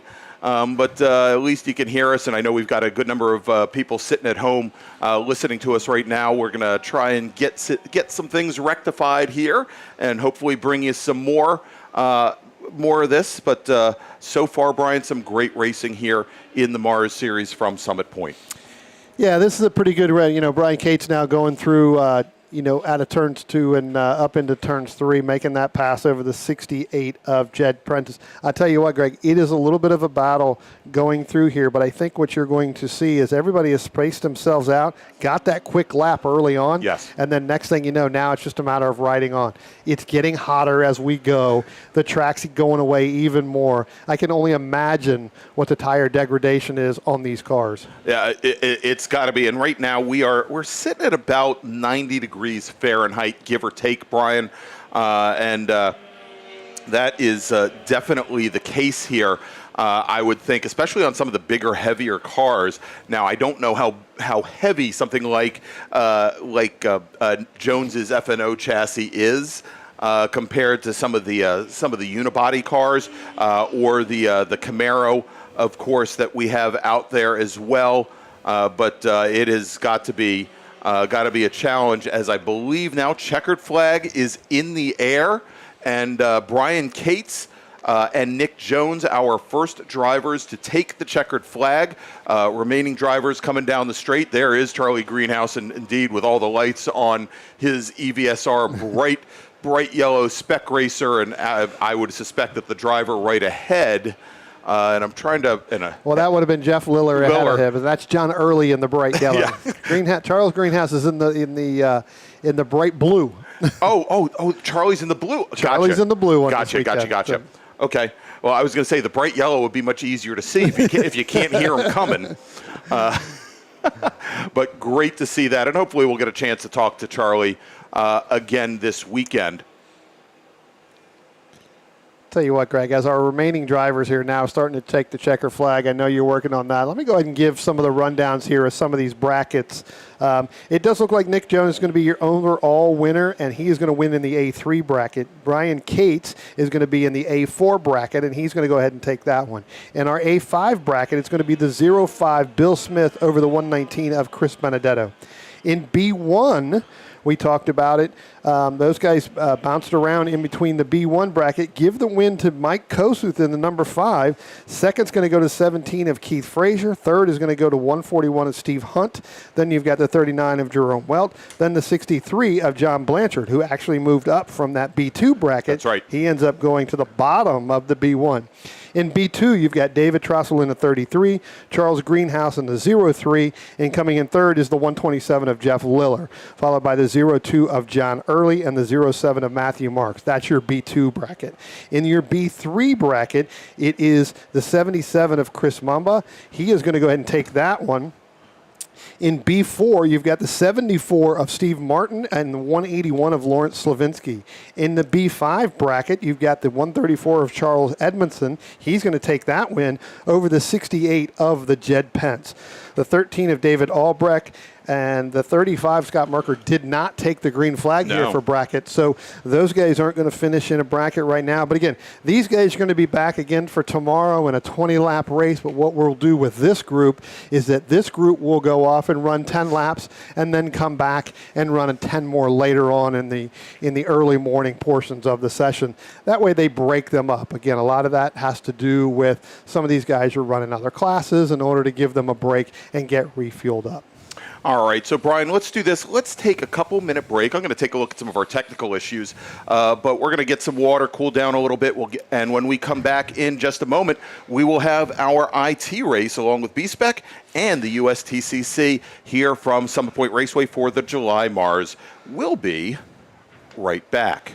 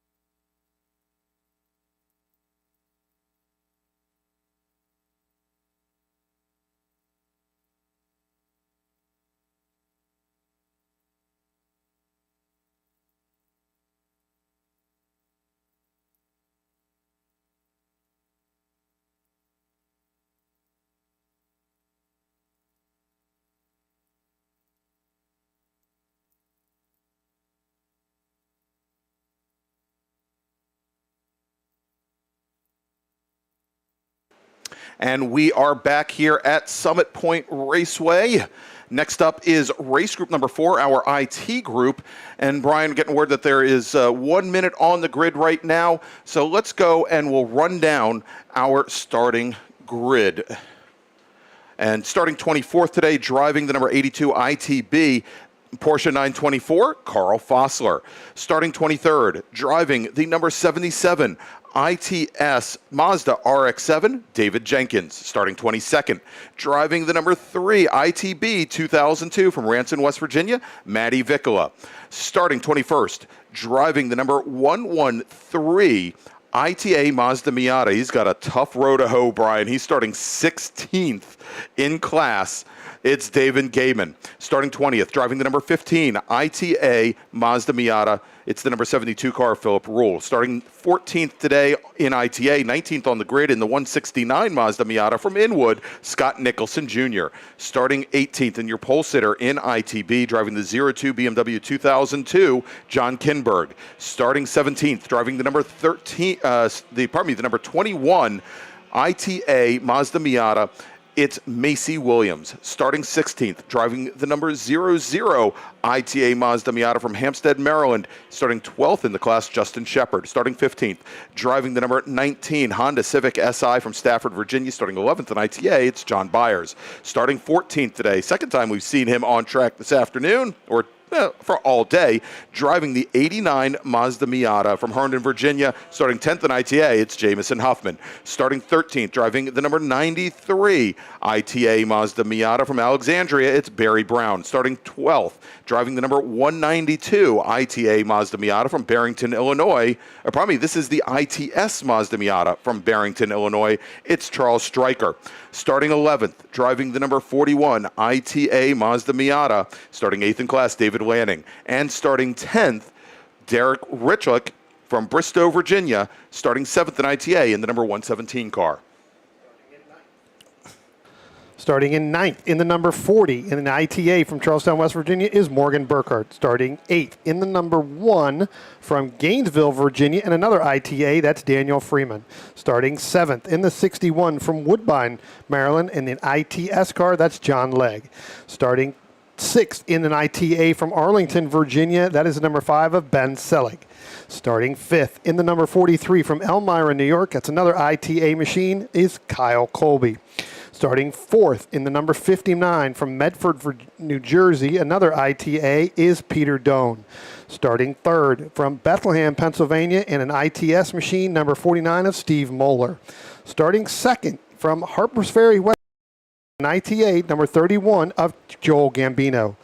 Starting on the pole with a time 126.531 from Fairfax, Virginia, in his 13 ITS Datsun 240Z is Mark Gibson. All right, and there you go. For the second MARRS weekend in a row, Mark Gibson is your pole sitter for this group. And Mark Gibson now leading field round turn on the front stretch, with Joe Gambino, ITA pole sitter, right beside him on the outside of road number 1, with Moeller and Doan right behind. And the green flag is in the air, and they are making their way down the front straight. Greg, it looks like the 61 there of Legg did not get a very good start. He may have missed a shift or has a problem. Now it looks like he's going, but he held up the whole second half of the field as Mark Gibson starts to take off into turn 1, followed by Joel Gambino. But again, John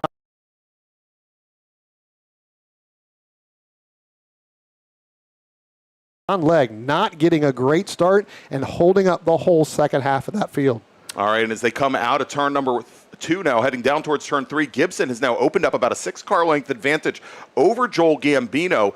Behind Joel Gambino, we do have the Mazda Miata of Steve Moeller. Peter Doan then running in 4th, holding up a good portion of the field. He's got Ben Selig, Dan Freeman, Kyle Colby. Colby doing double duty this weekend. We talked about volunteers earlier. He's one of our stewards this weekend as well, racing in his ITA Honda CRXSI down from Elmira, New York. Typically runs up at Watkins Glen, calls that beautiful track home. He is running right now in 7th with Richlick, John Legg, who, as you said, did not get a very good start, and Charles Stryker rounding out your top 10. Yeah, it'd be interesting to see whether or not Legg may have missed the shift and then had to get it back in. Although I do know that he was working on that car last night, or yesterday afternoon, actually, I should say, while it was down there underneath the tent. So not sure if it was a problem from that he had in practice. Was able to get it figured out as they come down through turn 10 now. Again, Mark Gibson over Joel Gambino. Then you've got the 59 there of Peter Doan. That's going to be your front three. Actually, that's the 49 of Steve Moeller. Excuse me. That's going to be your front three. Again, an ITS and an ITA and then another ITS machine. All right. It looks like John Legg, his problems weren't just missing a shift. He is now on the pit lane. And although very early on in this 15-lap race, it looks as though his race may be done. He's pulling over to maybe have some crew take a look at that machine. But as we know, even in a short sprint race, like he's a lot of money, and she's a more. The job just a little more about and all that. Looking at 192 of Charles Stryker, Ben Zelig, Morgan Burke, Kyle Obi. They were almost coming out of turn 2 and then back into line there. But then they were almost too wide with Morgan Burkhart and Kyle Colby. And it looks like Kyle Colby was able to get around Morgan Burkhart there as they went through turns 3 and up through the chute there. All right, and as we talk about, for example, Burkhardt and Colby both in the Honda CRXs. Burkhardt driving his father's Honda CRX, which I think has also done some time in F-Prod as well. But Burkhardt making a name for himself in the virtual world, has just been named to Team Hardpoint. Which is a virtual racing team that for we call them aliens in the virtual world, Brian, as you know.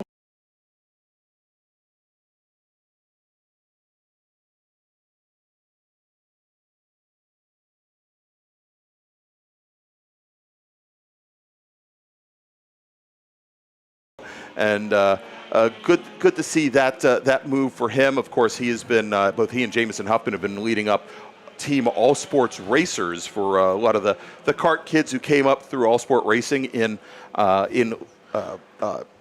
Ashburn, Virginia, for a number of years, and got to know each other that way. That team also includes Deacon Greenfield as well. So great to see. Even if not necessarily on track here today, some great advancement from Morgan Burkhardt. Of course, Burkhardt got his first wins, or has got his first win at the MARRS race in New Jersey about a month ago. Yeah, back there, I think in June, in the right before they came back here. That's right. And so as we look right now, and our leader, Mark Gibson, has started to separate himself away from the rest of the field, I guess, perhaps, especially with and I will tell you that Gibson really showed his mettle against the rest of the ITA or ITS field, pardon me, in June.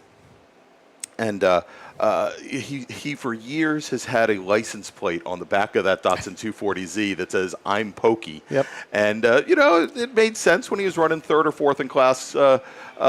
15 years ago, but now that it's time to it is time to hire or let old headers that runs in. Yeah, either place it quickie or change it around. But tell you what, he's got car right now, as hot as it is. Again, I'm going to drop back just a little bit further. Actually, second and first in ITS, you've got Joel Gambino and Steve Moeller. Steve Moeller now able to get around Joel Gambino there, coming out of turn 2, headed into turn 3. So give Steve Moeller your ITS in second place right now over Joel Gambino. Greg? All right, Brian, real quick, let's make a call to the grid for our next race group.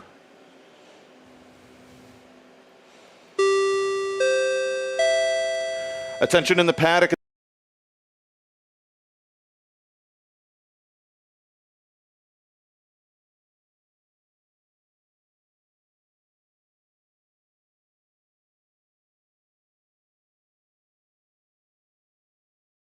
Attention in the paddock, race group number 5, that's Big Bore, American Sedan, GTA and GTX, GT1, 2, and 3, IT7, ITE, ITR, Prototype X, SC, SPO, SPUD, or probably SPOD, STU, and T1, T2, and T3. I'm not going to read that entire list of classes again, Brian, but if you are a racer in race group 5, that is our Big Bore group, please make your way to the grid. That is a lot of letters in there. We'd be going through the whole race if we did that. Yeah.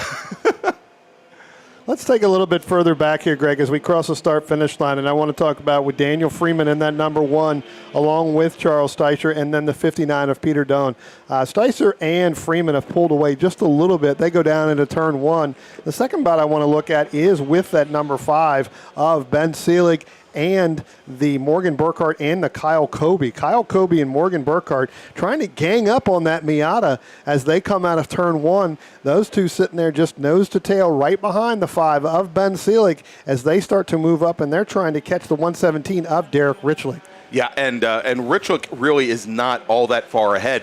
And now, being away from the MARRS series for a number of years, as I have been, one of the drivers that I've been most impressed with, and he ran very, very well in June, Ben Selig, driver of that number 5 machine, where he was up in the points. Not everybody's up in the points, but up in the podium spot in that number 5, and he has really improved his driving and shown that he certainly has the pace over the Honda CRXs. Again, when I left a number of years ago, let's just say he has really improved his game considerably, and right now he is managing to hold off both Colby and Burkhardt as we are working now lap number 5 here at Summit Point.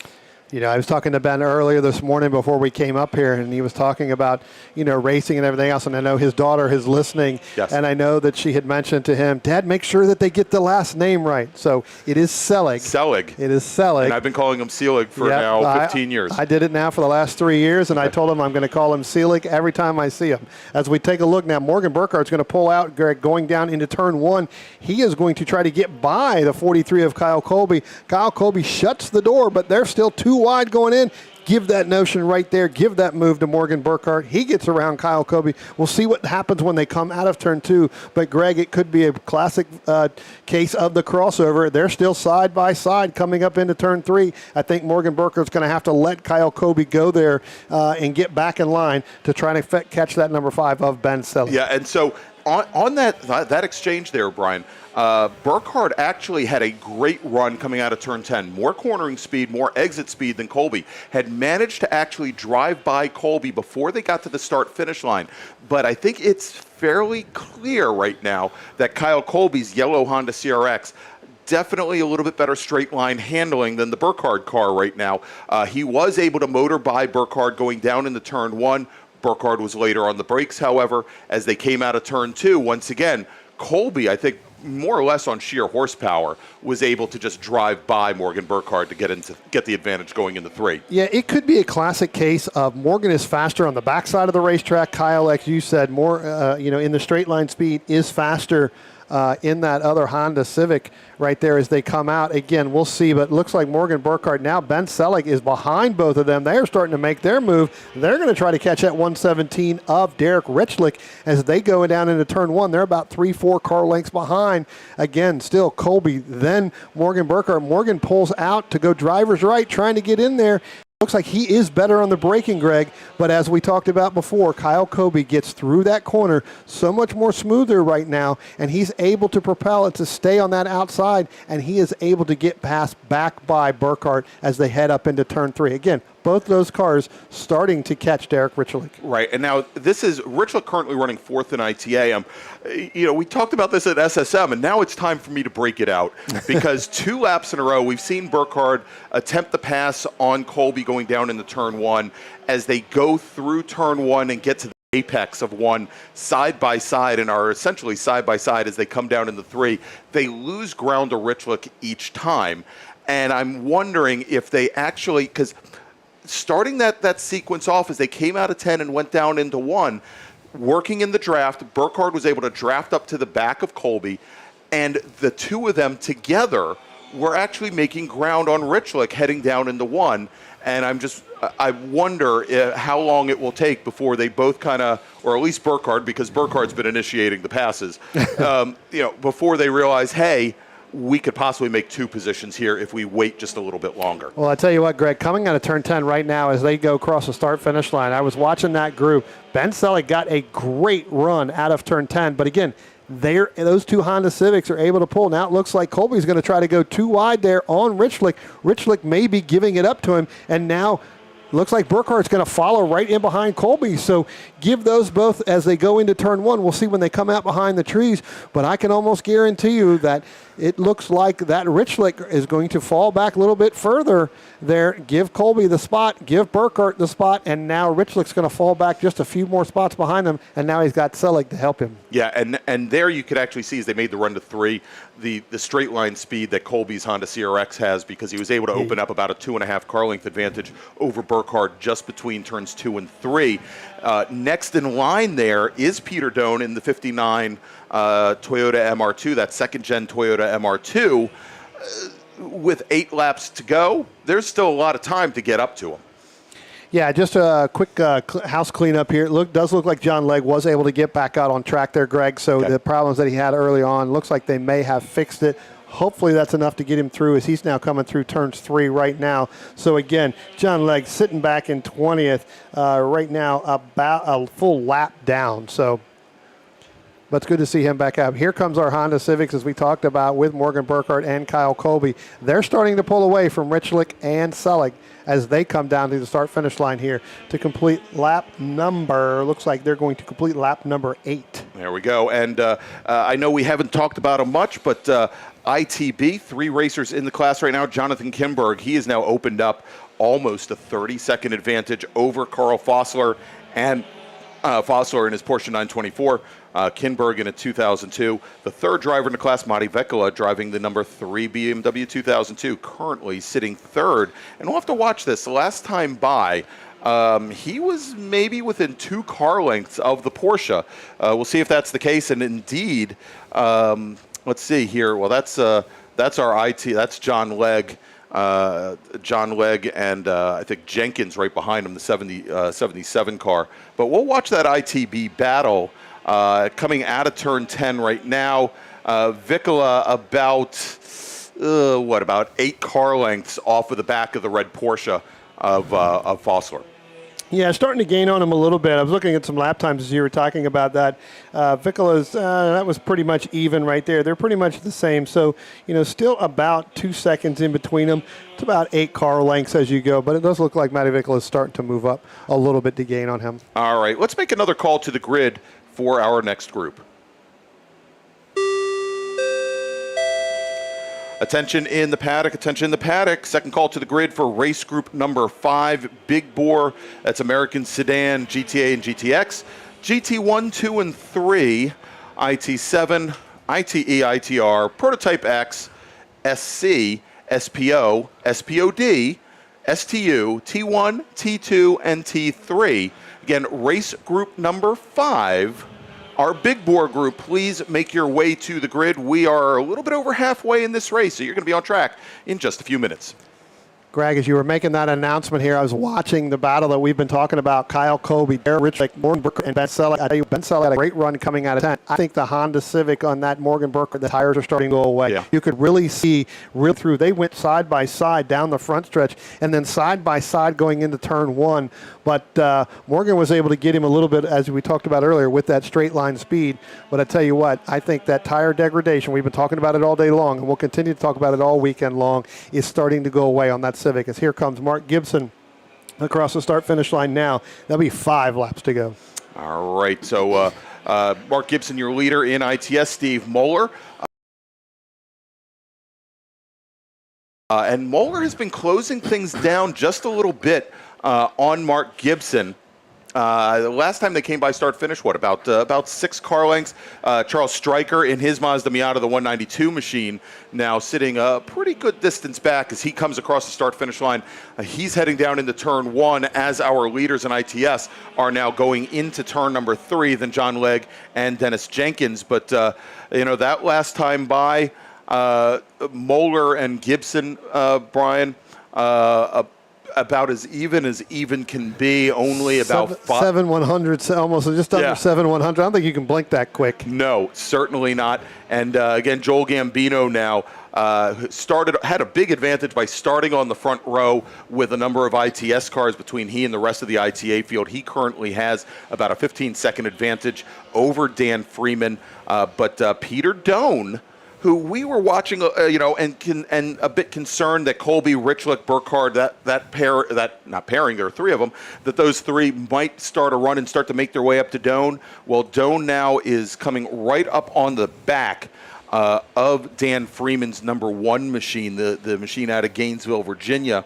And they'll at turn 10 just we have a real podium here in ITA, but indeed we have a huge fight for the overall lead in ITS. And Mark Gibson just turns his fastest lap of the race, almost 0.4 of a second faster than Steve Moeller. Moeller, who had pulled into just more or less a car length or two, has now seen that lead of Gibson's expand out to about 5 car lengths as that battle for the second step on the podium in ITA now goes side by side into turn 1 with Dan Freeman in the number 1 Mazda Miata, Peter Doan in the green number 59 Toyota MR2, and we have a new second place runner in ITA. We do, Greg. It is Peter Doan. He has now gotten around Daniel Freeman in that number 1 machine, and he has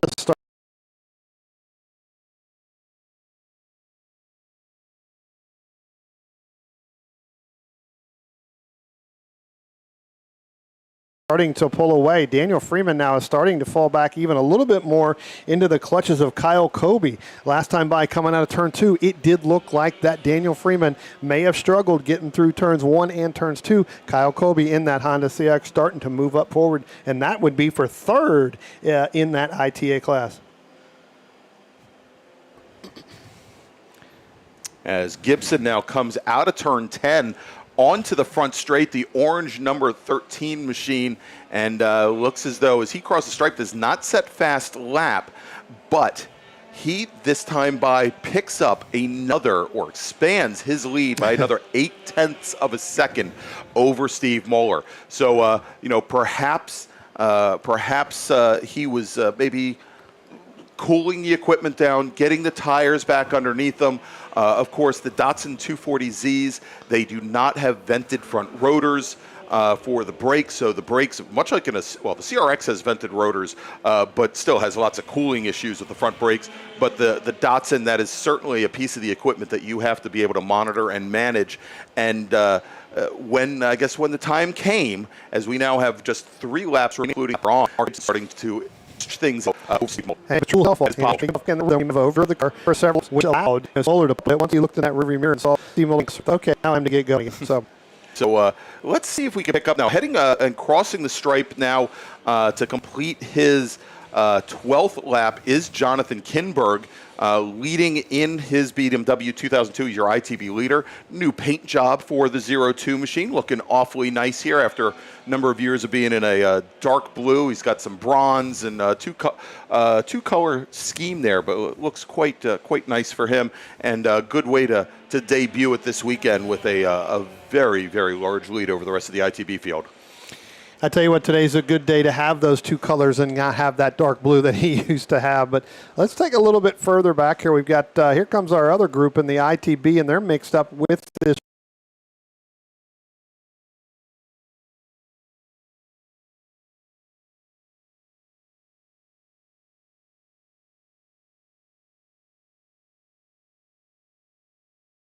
race that we were talking about earlier on with Freeman and Doan. Now they're starting to get back in there, and then here comes Kyle Colby. As I said, that's going to be the 3-car battle. That is going to be for the last second and third in the last podium spot in ITA, Greg. That's right, as Freeman now goes down into turn 1, and he is losing a lot of ground to Kyle Colby, but as all of those drivers got caught up behind our second and third place runners in ITB, Carl Fossler, Matty Vickola, it really started to compress the field down.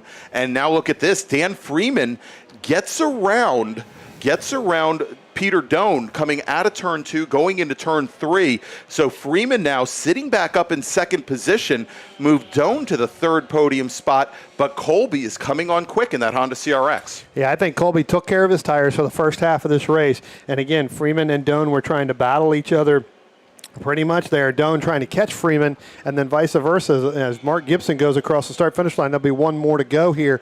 But I think Colby has really slowed his tire. Or tire. Have one more remaining final grid. Don't see other. Let's play. Only one. Yeah, because they couple. Yeah. All right, race number 5, Big Boy Raiders, American GATX, GT3, 7TR, Protect SCO, SPD, STU, T1, T2, T3. Race group number 5, please make your way to the grid as we're waiting now. Brian, looks like just had a car, wish we had the camera up and running, just had a car, went for a wild ride through the grass going into turn 1 as we wait for Mark Gibson, who is, I believe, now making his way up the hill to take, he is currently your leader and working his last lap. He's coming through turn 10 right now. Greg, real quick as he comes through there, the Carl Fossler and the ITB and Matty Vickla. Matty Vickla was able to get around Carl Fossler involved with that Morgan Burkhardt in that. As Gibson takes the checkered flag, he'll be your overall winner. All right, and looks like most of the ITS field were still behind him or a lap behind, so we'll check them out. But now coming out of turn 10 in the blue Miata, the number 31 car, Joel Gambino, multi-time MARRS champion in ITA, takes the win today. With a fast lap time of 127.579. Dan Freeman, he's now coming out of 10. He's got Peter Doan and Kyle Colby close behind. Dan Freeman in the number 1 car. He will finish second in ITA. Peter Doan finishes 2 car lengths back in third. Another car length back from there. Kyle Colby in the yellow 43 Honda CRX. He will finish 4th. Morgan Burkhardt manages to hold off Ben Selig for almost half race. Will finish in 5th. Derek Rick, who had been as high as 4th race. He will finish in 6th. That Ben drags through the line. Self-Fidel Browns across the line in 9th and 10th. ITB is John Bergs the win. Mavic is in 2nd. Home 3rd. And in IS, Mark Lines will home 2nd. And his will finish in 3rd. John Wes the race. He will home 4th. Dennis Jenkins, number 77 machine, come home 5th. So that's going to wrap things up for 4th. Let's take a quick break before we get ready for the counters. They are coming up. Before we do that, let's talk about one of the sponsors of the American and American series. I'm getting a computer to a little bit. It's so we're not giving the screen rush word that OD Racer you need to get the track 522 state systems to favor from restriction talk and head for space the VIN is to 9 when it comes to equipment that the OD ratings behind the in the nation sent here. It's not just our way it in our 12 and switch and warehouse located in Sterling, Virginia. From head OG.com 1349110. Right after that, Brian, let's get quick. We will be here just a moment from some sparks for MARRS.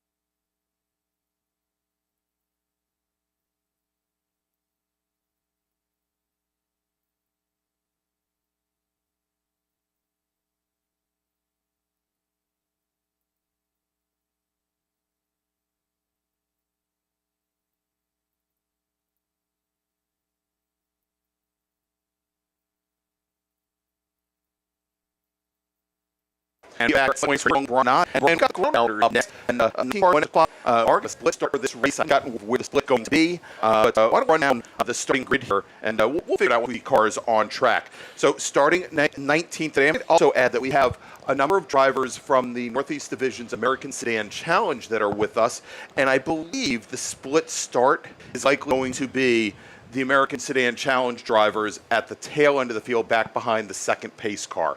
Matter of fact, I think our great folks in timing and scoring have have set that all up for us. So let's start off with that first group. 8 cars qualified in the American Sedan Challenge. Melvin Miller, your driver, starting 8th in a well, we don't have the car type that he's in, but he's from Lincoln, Delaware, driving the number 60 machine, starting in 18th position overall, 7th in the American Sedan Challenge. John Blanchard out of Holly, Michigan, and I think we saw Don earlier in the race, starting 6th in American Sedan, driving the 6 machine from York, Pennsylvania, representing the Susquehanna region. It's Dan Glider, starting in American Sedan, number 7 machine. It's starting 4th today for Hamish Jeffson. Starting third in American Sedan, presenting Glenn Europe, and then starting second in American Sedan, and the world and Europe in American Sedan, out of let's take a look at the field. And T3 machine from number 5 so starting G number 7 from Pittsburgh, Carolina, 9th MARRS one bracket, and T3 machine in 8th position. Another T3 machine is 07 Virginia, Matthew Marks. Starting 7th in an STU number 120 from Bluemont, Virginia, that is Scott Luttrell. Starting 6th from Bowie, Maryland, in another STU, that's the 127 of Mark Liller. Starting 5th in his SPO, number 9, Robert Hayshak from Nokesville, Virginia. Starting 4th, the number 69 in an STU machine from Litz, Pennsylvania, that's Chip Herr. Starting in the 3rd position from Morristown, Virginia, in the number 14.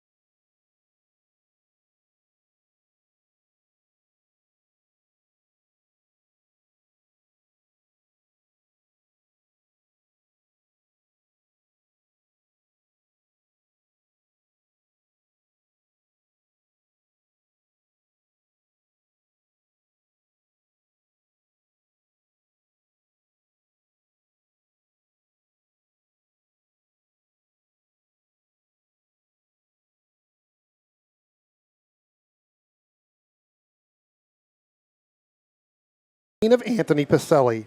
Starting in the second, the number 34, a T2 machine out of Centerville, Virginia, and that's Marty Gran. Starting on the pole with a time of 1:19.304 from Belmont, Ohio, in the GT2, I believe that is a Camaro, the number 17 of Andrew Mistak. That's right. And so you with that Civic Type R, with those front wheels having to do everything on that machine, how it's going to handle 15 laps here. And, he's got a couple of drivers back behind him. He's got Chip Herr and Anthony Pacelli, both in the Subarus. And Herr, we knew that we saw Herr earlier today in SSM, but we had heard that he had gotten another car to run this weekend so that he could get qualified for STU to run the runoffs.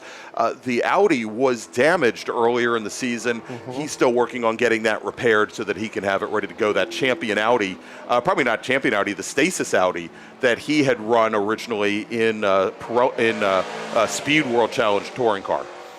Yeah, as we look now, we got into the outcome. Also finished at 1 minute. About all right now, and really first class with this is all over these trails on earlier 5 laps. Ted as York's birthday and looser as it goes through. I think going to have some of an advantage is tires is being to be too close to everybody else. And as Brad had to walk off the tire, we are running in our all at least those are difficult to take the road.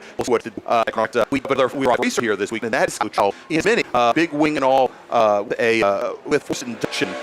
Certainly not with the heat here and the humidity, not the best temperatures and not the best weather conditions to keep that car literally on the boil. Scott has had many problems with that car over the last 2 years and is really trying to perfect it. And I think this year he's really gotten a handle on it. So hopefully this year he's able to do anything.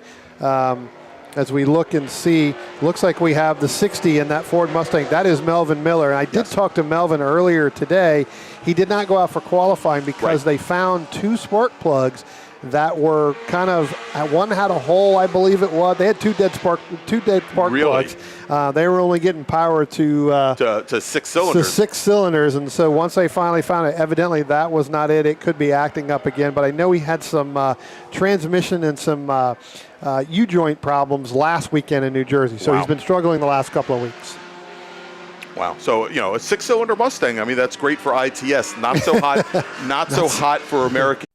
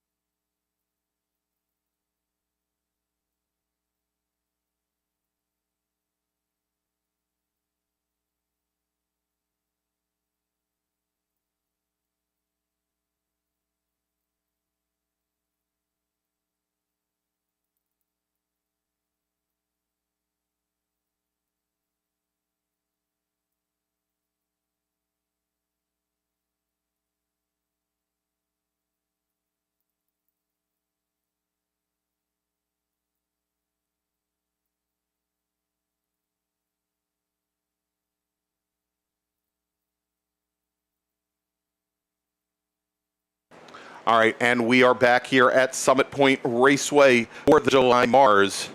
And I'm Brian. No, you're Brian. Ooh, it's hot. It is hot. That's Brian Donati. I'm Greg Ginsburg. And next you up, sure about that? Yeah, no, I'm absolutely not sure of that. As we have our final race of the day, our small bore race coming up. But before we do, and before we start talking about that, and before we run down the grid, Brian, I wanted to remind everybody once again that I keep saying Beer Chase, which would roll off the tongue a little bit better, but Bear Chase Brewing Company from Bluemont, and that's just right off of Route 7, right near Berryville. They are here, and I believe they're setting up right now for tonight's hospitality party. They'll be serving two different types of beer. We've got Ken Wilson, who's the brewmaster and production manager here, and definitely, take some great taste of that beer. If you like what you taste, find out from Bear Chase how you can order up some of their wares. I can tell you though, that if you go to Bear Chase Brew, you'll be able to find out as well. That's bearchasebrew.com. Find out everything about Bear Chase Brewing in Bluemont. I also want to thank Beth and John Burkhardt, who have been working diligently with Ken Wilson. And Brian, we've got our final race group of the day heading on track now for their pace lap. I'll tell you what, let me go ahead and give you the starting lineup here. Starting in 17th from Palmyra, Virginia, and that's the 13 of David Alessi. Starting in the 16th position from Alexandria, Virginia, in the 36 of Hayes Lewis. Starting 15th from Fredericksburg, Virginia, in a T4 machine, the number 186 of Jennifer Romes. Starting in 14th position, the number 86 from Harrisburg, Pennsylvania, that's Paul Behorst. Starting in 13th, starting 13th from Bristow, Virginia, the number 24 of Alex Cumming. Starting in the 12th position, the number 31 from Chambersburg, Pennsylvania. That used to be a Jeff Liller car. That is now driven by Stephen Hyatt. Starting in the 11th position from Ashburn, Virginia, the number 128 of Ryan McBain. Starting in the 10th position, the 111 from Middletown, Maryland. That's Carlos Schooler. Starting in the 9th position from Reston, Virginia, in 3rd. Starting in the 7th position from Utica, New York, the 142 of Dave Cole. Starting in the 6th position, outside of row 3 from New York, is going to be the 90 of Jonathan Cavell. Starting in the 5th position from Colts Neck, New Jersey, the 34, we saw him earlier, is Thomas Polino. Starting in the 4th position, the number 127 from Thurmont, Maryland, is Jeff Liller. Starting in the 3rd position from Christiansburg, Virginia, in the 182 of Theodore Cahill. Starting in the 2nd position outside of row 1 from Oakland, New Jersey. We saw a great battle earlier on in the 89 Mena. And starting on the pole in T4 from Darnestown, Maryland, the 69 of Jeremy Butts. And we are waiting for the green. And Greg, we have got our first wave off of the day. That was ugly looking. The first 5 rows, Brian, all looked very well formed up, but once you got to row 6 and started moving back through the field, and we only have 8 rows, I believe, here today. They were very much off the back of the rest of the field. You don't know if they were going to try and get a running start or what, but they had just not caught the back of the field. Our starter out there, who I believe Beth's father, Josh, working there, looks like Dave Sterling, our start chief. Has been ceremoniously dismissed from the starter stand there as the Burkhards have taken over things. They've started to take over the starter stand. That's right, but Beth waves off the start there, and it did look like at the back of the field, David Alessi, who I believe is running the number 13 Civic that we saw have problems this morning in the bracket racing. He ran that car in bracket racing a couple weeks ago when he had problems with his Honda Prelude. Then Paul Beafist, Hay Lewis, Jennifer Romes as well, all of those drivers just not up to the back of the pack. And so they are making their way around. Remember, this is a 15-lap race. This race now basically is underway, and their first of 15 laps will be under full course caution. Yeah, no, absolutely. And there is also, I'd also add, there is a time limit to these races now. Time limit is 30 minutes. So that should be able to it's about 2 minutes a lap, so that should be able to do that's 14 laps here. Hopefully, and get in within those 30 minutes for that time limit. But, going around here, again, another round under the double yellow does take some time to get back around. So that is going to, decrement off of their time limit. All right, so here we go. Going to take another stab at it with Jeremy Butts and Michael Amena. Does this sound like a deja vu all over again? On straight, and the green flag this time is in the air as Butts, your pole sitter, has the inside position going down past the start-finish line towards turn 1. LaMena had jumped out to an early lead, though, only about a half a car length. Butts now has managed to look into to fight for the win in T4. Sees his two competitors now separated by an STL car, your STL leader K-Hall, with Tom Polino, John Cavell back behind him. Yeah, no, absolutely. Jeremy Butts, Michael Amena, you talked about it earlier, Greg. We did see this early on. They were in their Spec Miata machines. Now in that T4 machines, again, totally two different machines, not the same as their Spec Miatas. Totally two different machines, but again, the same battle on the racetrack. When they come back around here, we'll see how much of a lead they're able to pull away over Jeff Liller in that 127 machine, because that is actually a pretty big with that STL machine of Cahill in between them. All right, well, and you know, this should tell you something about how David Alessi was off the pace, and one of the reasons why that first start got waved off. He had the fastest time on the second piece lap by about a second and a half. All right, so our leaders now, Michael Amena and Jeremy Butts and Michael Amena, across the start-finish line to complete lap number 1. Then Ted Cahill, as we mentioned, your STL leader. Then Jeff Liller in T4, and then Tom Paulino in STL in a Mazda Miata. Now David Colby, who's running that same Honda CRX that we saw Kyle in during the ITA race, he is currently, I believe he is your sole F production driver on course right now. So congratulations, David. You are leading F production, and maybe a bit of a surprise here is that Chuck Allard in his Porsche 924 that had just been recently, and I know Hayes Lewis had a lot to do with this in haranguing and harassing the PAC, the production committee in Topeka for SCCA to get the Porsche 924 classified in H production as opposed to F production where it had been originally. So Allard and is currently your H production leader. He's got Lawrence Freyson in the what has been an H production car for many, many years, the Volkswagen Scirocco. Freyson right behind him. But we've seen a very nice resurgence of H production cars here at Summit Point for the MARRS Series, primarily cars that were running ITB previously as these drivers trying to get a 142 machine. Correct. As opposed to the yellow 42 of Kyle. Yep, so definitely two different machines there. Parked right across from me. Corey went out and decided that he needed to let everybody know that is two different cars right there. But yeah, you look at it trying to get that car. You're talking about Allard now in H production, move that around. It seems to be a little bit better for him. I think that he's going to like that class more and more as it goes on. And you'll find Hayes Lewis is running there as well in number 36 Porsche 924. We also Carlos Schooler in his Toyota MR2, who is, and we saw Carlos out there in ITB before in the ITB race. He is running in H production right now. And so there are a couple of different ways to look at this. For those drivers, they can take their ITB car and run it in H production under and frankly, if you had an ITA Honda CRX, you could run it in F production under the IT rules. It should not and cannot be competitive with a true production car because you can do more to the engine, you can do more to the brakes, which is new in the production car classes, and more important than that, you can have them be much, much lighter than minimum weights that you have in improved horn. So it's meant to be more as a plus to race rather than a guarantee of competitiveness. But I think that Chuck has actually started the conversion of that Porsche to true H-Prod specs, and I know Hayes has started to go that route with the number 36 machine. Yeah, Greg, one of the laps or one of the cars that I was looking at here, we talked about it earlier on, was the Jeff Liller and the Thomas Polino going down into turn 1 that last time by. Polino tried to go side by side with Liller, but Liller had the line, the preferred line going through there. Was able to go through there. They're starting to move up on the Ted Cahill car coming up through, which would be third for overall, but that is an STL, 2 STLs. So Thomas Polino trying to get on the back bumper of Jeff Liller to help move him up forward to try to catch that STL of Theodore Cahill. Here comes our overall leader, Jeremy Butts, in that T4 machine. Michael Amena, the lead now is 1 second exactly over Jeremy Butts to Michael Amena. So we'll have to see if that kind of goes down as this race goes on. Here comes the Polino, and now Polino is ahead of Liller. That is an STL that Polino is in. He's trying to catch Ted Cahill for that STL lead.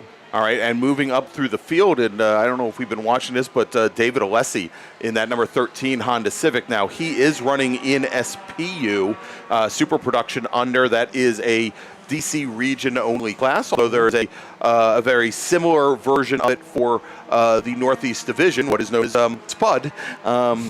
Your car has to look like a potato, and I'll tell you, and I don't want to piss anybody, Mr. Alessi, you're going to get too upset with that little joke. Hopefully not. Otherwise, it may be a very short run for us here at the point, Brian.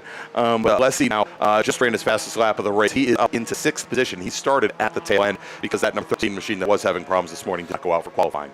Yeah, as we look down here, it looks like our leaders now Michael Lomena trying to make a run. It looks like Jeremy Butts may have gotten stuck in behind the number 86 there as they came off of turn 10, and now Lomena gets a great run. He's about a car length ahead of Jeremy Butts, but Jeremy Butts on the outside, they're going to go too wide, Greg, as they go through, and I mean too wide exactly. That's right, so Butts a little bit longer, a little bit later on the brakes than Lomena, and as they come out of turn 2, it is Jeremy Butts again making that move around the outside, able to make position on Lomena and take control of the lead before they get to 3.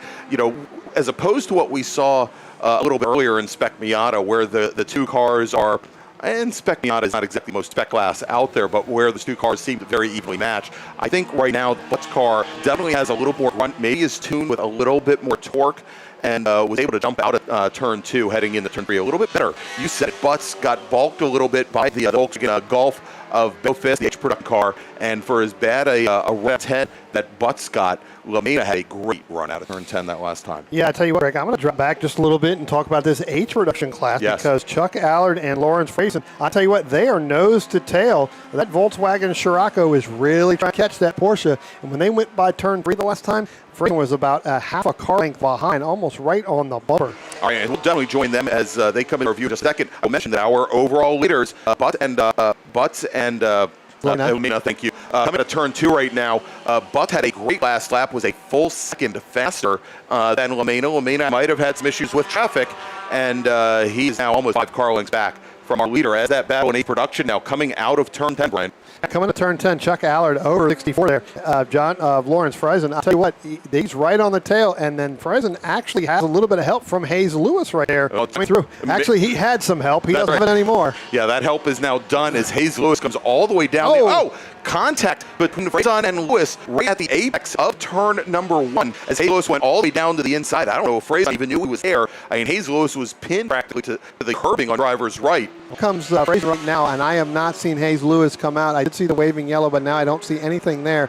Here comes Lewis right now, and he's got some left front tire smoke, so he's obviously got some damage. Push back in on that tire, and I think you're right, Greg. I don't think the 64 knew he was actually all the way down that far to the right. Yeah, and I don't want to put it on Hayes Lewis. It was a good move, and he was up horizontally alongside the other machine. But he had almost a full car width between he and Friesen over the driver's left, and I don't think Friesen, if he had looked over there, Randy would probably have been screaming, vortex of danger, vortex of danger.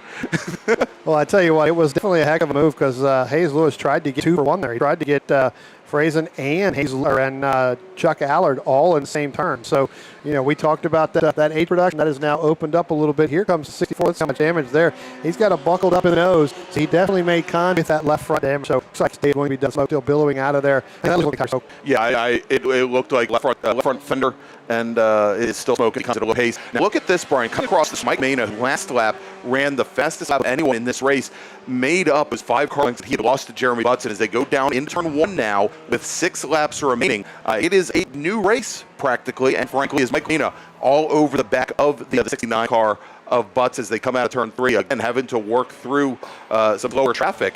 But as they come out of turn 1, Brian, I see Lomena. I don't see Butts. I don't see Jeremy Butts. Evidently had to have gone down into turn 1 and got loose and spun. Here comes Jeremy Butts now, headed up to turn 3, going there trying to wiggle the car. So he may have gone off in the gravel down there. I'm getting word from the flaggers down there. He spun the car driver's right, took it into the grass driver's right as Lomena went by. So Lomena, having to take some evasive action, is now your new leader in this race, not only over in only T4, but overall. Yeah, I saw Jeremy coming out of turn 2 there, really weaving the car back and forth, trying to get the grass off. So it looks like he's going to be able to continue. I'd be surprised if he comes down pit road.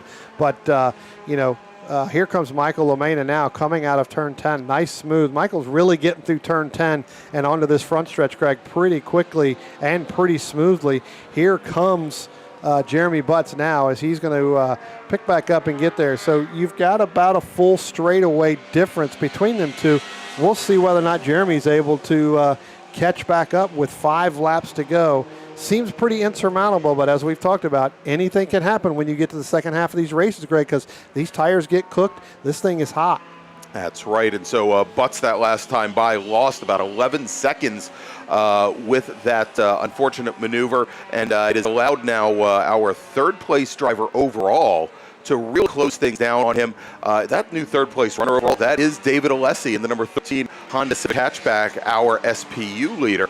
Ted Cahall now, our STL leader, is sitting fourth. And we need to watch this, Brian. We're going to watch for that bright red Mazda Miata. The last time by, Thomas Paulino was all over the back of the 182 machine. Well, they just went up through turn 3, and you're exactly right. Thomas Paulino is all over the back of Ted Cahall, going up through turns 3 with Mark Liller right there in the back. Again, T4, but that overall battle for SL, that's shaping up to be a really good. We'll wait to see and pick them up as they come back down through here. Here comes Michael Mena going down the start-finish line. He's got 4 to go. Here comes Jeremy Butts. But you're right, Greg. I'm going to pick up that STL battle between the 182 of Ted Cahall and the 34 of Thomas Paulino. Last time they were nose tail going up through 3 along with Jeff Liller. He's sitting back there. They come on 10. Paulino gets a great run at 10. He's dragged down with Cahall. He's thinking about making a move. He moves with nose drag. He doesn't have any help. Need Liller to get a little bit closer before he makes that move. They brake check just a little bit to check, make sure they have enough brakes, and they go down into turn 1. Still going to stay single file right now. So Paulino content right now just hit Cahall. All right, there you go. As a loophole right up behind the two drivers, and really was very cautious, not to step and try to make the pass there. As they're coming out, oh, Brian. Alessi's got a problem there. Yeah. Or he just let all those cars go. And actually, looks like he may have just let them go because he's not taking off. So he may have just let them go knowing they were battling and just decided, since I'm the only car in my group right now, I've got to make sure that I finish this. That's right. So he's the only one in the SPU. So there you go. Definitely noble as David Alessi lets Cahall, Paulino, and Jeff Liller by. Now Liller, Jeff Liller is running in T4. He's not in the battle per se with Cahall and Paulino, and that might also be why, especially the car that is faster in a straight line, where he probably could have drafted past at least one of them. He didn't insert himself into that race. Right now, he's probably just building up real good cam footage. Could be, as it looks like here they come off of turn 10. It does look like Cahall's pulled away from Paulino, and you know what? I did not see Alessi at all back there when he jumped back in out of turn 3, so he's definitely got some type of view, but he was not behind the Liller machine, and I have yet to see him even come down on pit road. So. Yeah. And I just got where he is now on the pit lane. So Alessi in that silver number 13 Honda Civic hatchback. Now it looks like his race will end at least 3 laps early, as a car that was having issues earlier today, continuing to have problems here. Passing 64 of the Lawrence Frazen machine again. Jeremy Butts with that spin down at turn 1. He's going to be hard pressed to catch Michael Mena with 2 laps to go. Greg. That's right. And so one of the things we didn't mention that we talked about Hayes Lewis having issues with that car after his coming together at turn 1 with Lawrence Frazen. Well, Frazen has been off the pace since that incident as well. And our new second place runner in H production, the Burgundy Honda CRX of Ryan McBain, the 128 car, this gen Honda CRX. So quite a distance back from Chuck Allard now, but he certainly was the recipient of some very luck there with that incident between Frazen and Hayes Lewis. Yeah. Tell you what, this STL battle again, Greg, starting to shape up. Paulino now caught back into the back end and the rear bump up to Hage. Oh, and Paulino gets a little bit driver's right with the right rear tire. Enter in turn 3, not lose, hit that dry dirt patch, set that car sideways, able to keep it on and keep control. But that is really going to open up the door now for Ted Cahall to pull off and move ahead further for that STL. Yeah, so Paulino, who maybe was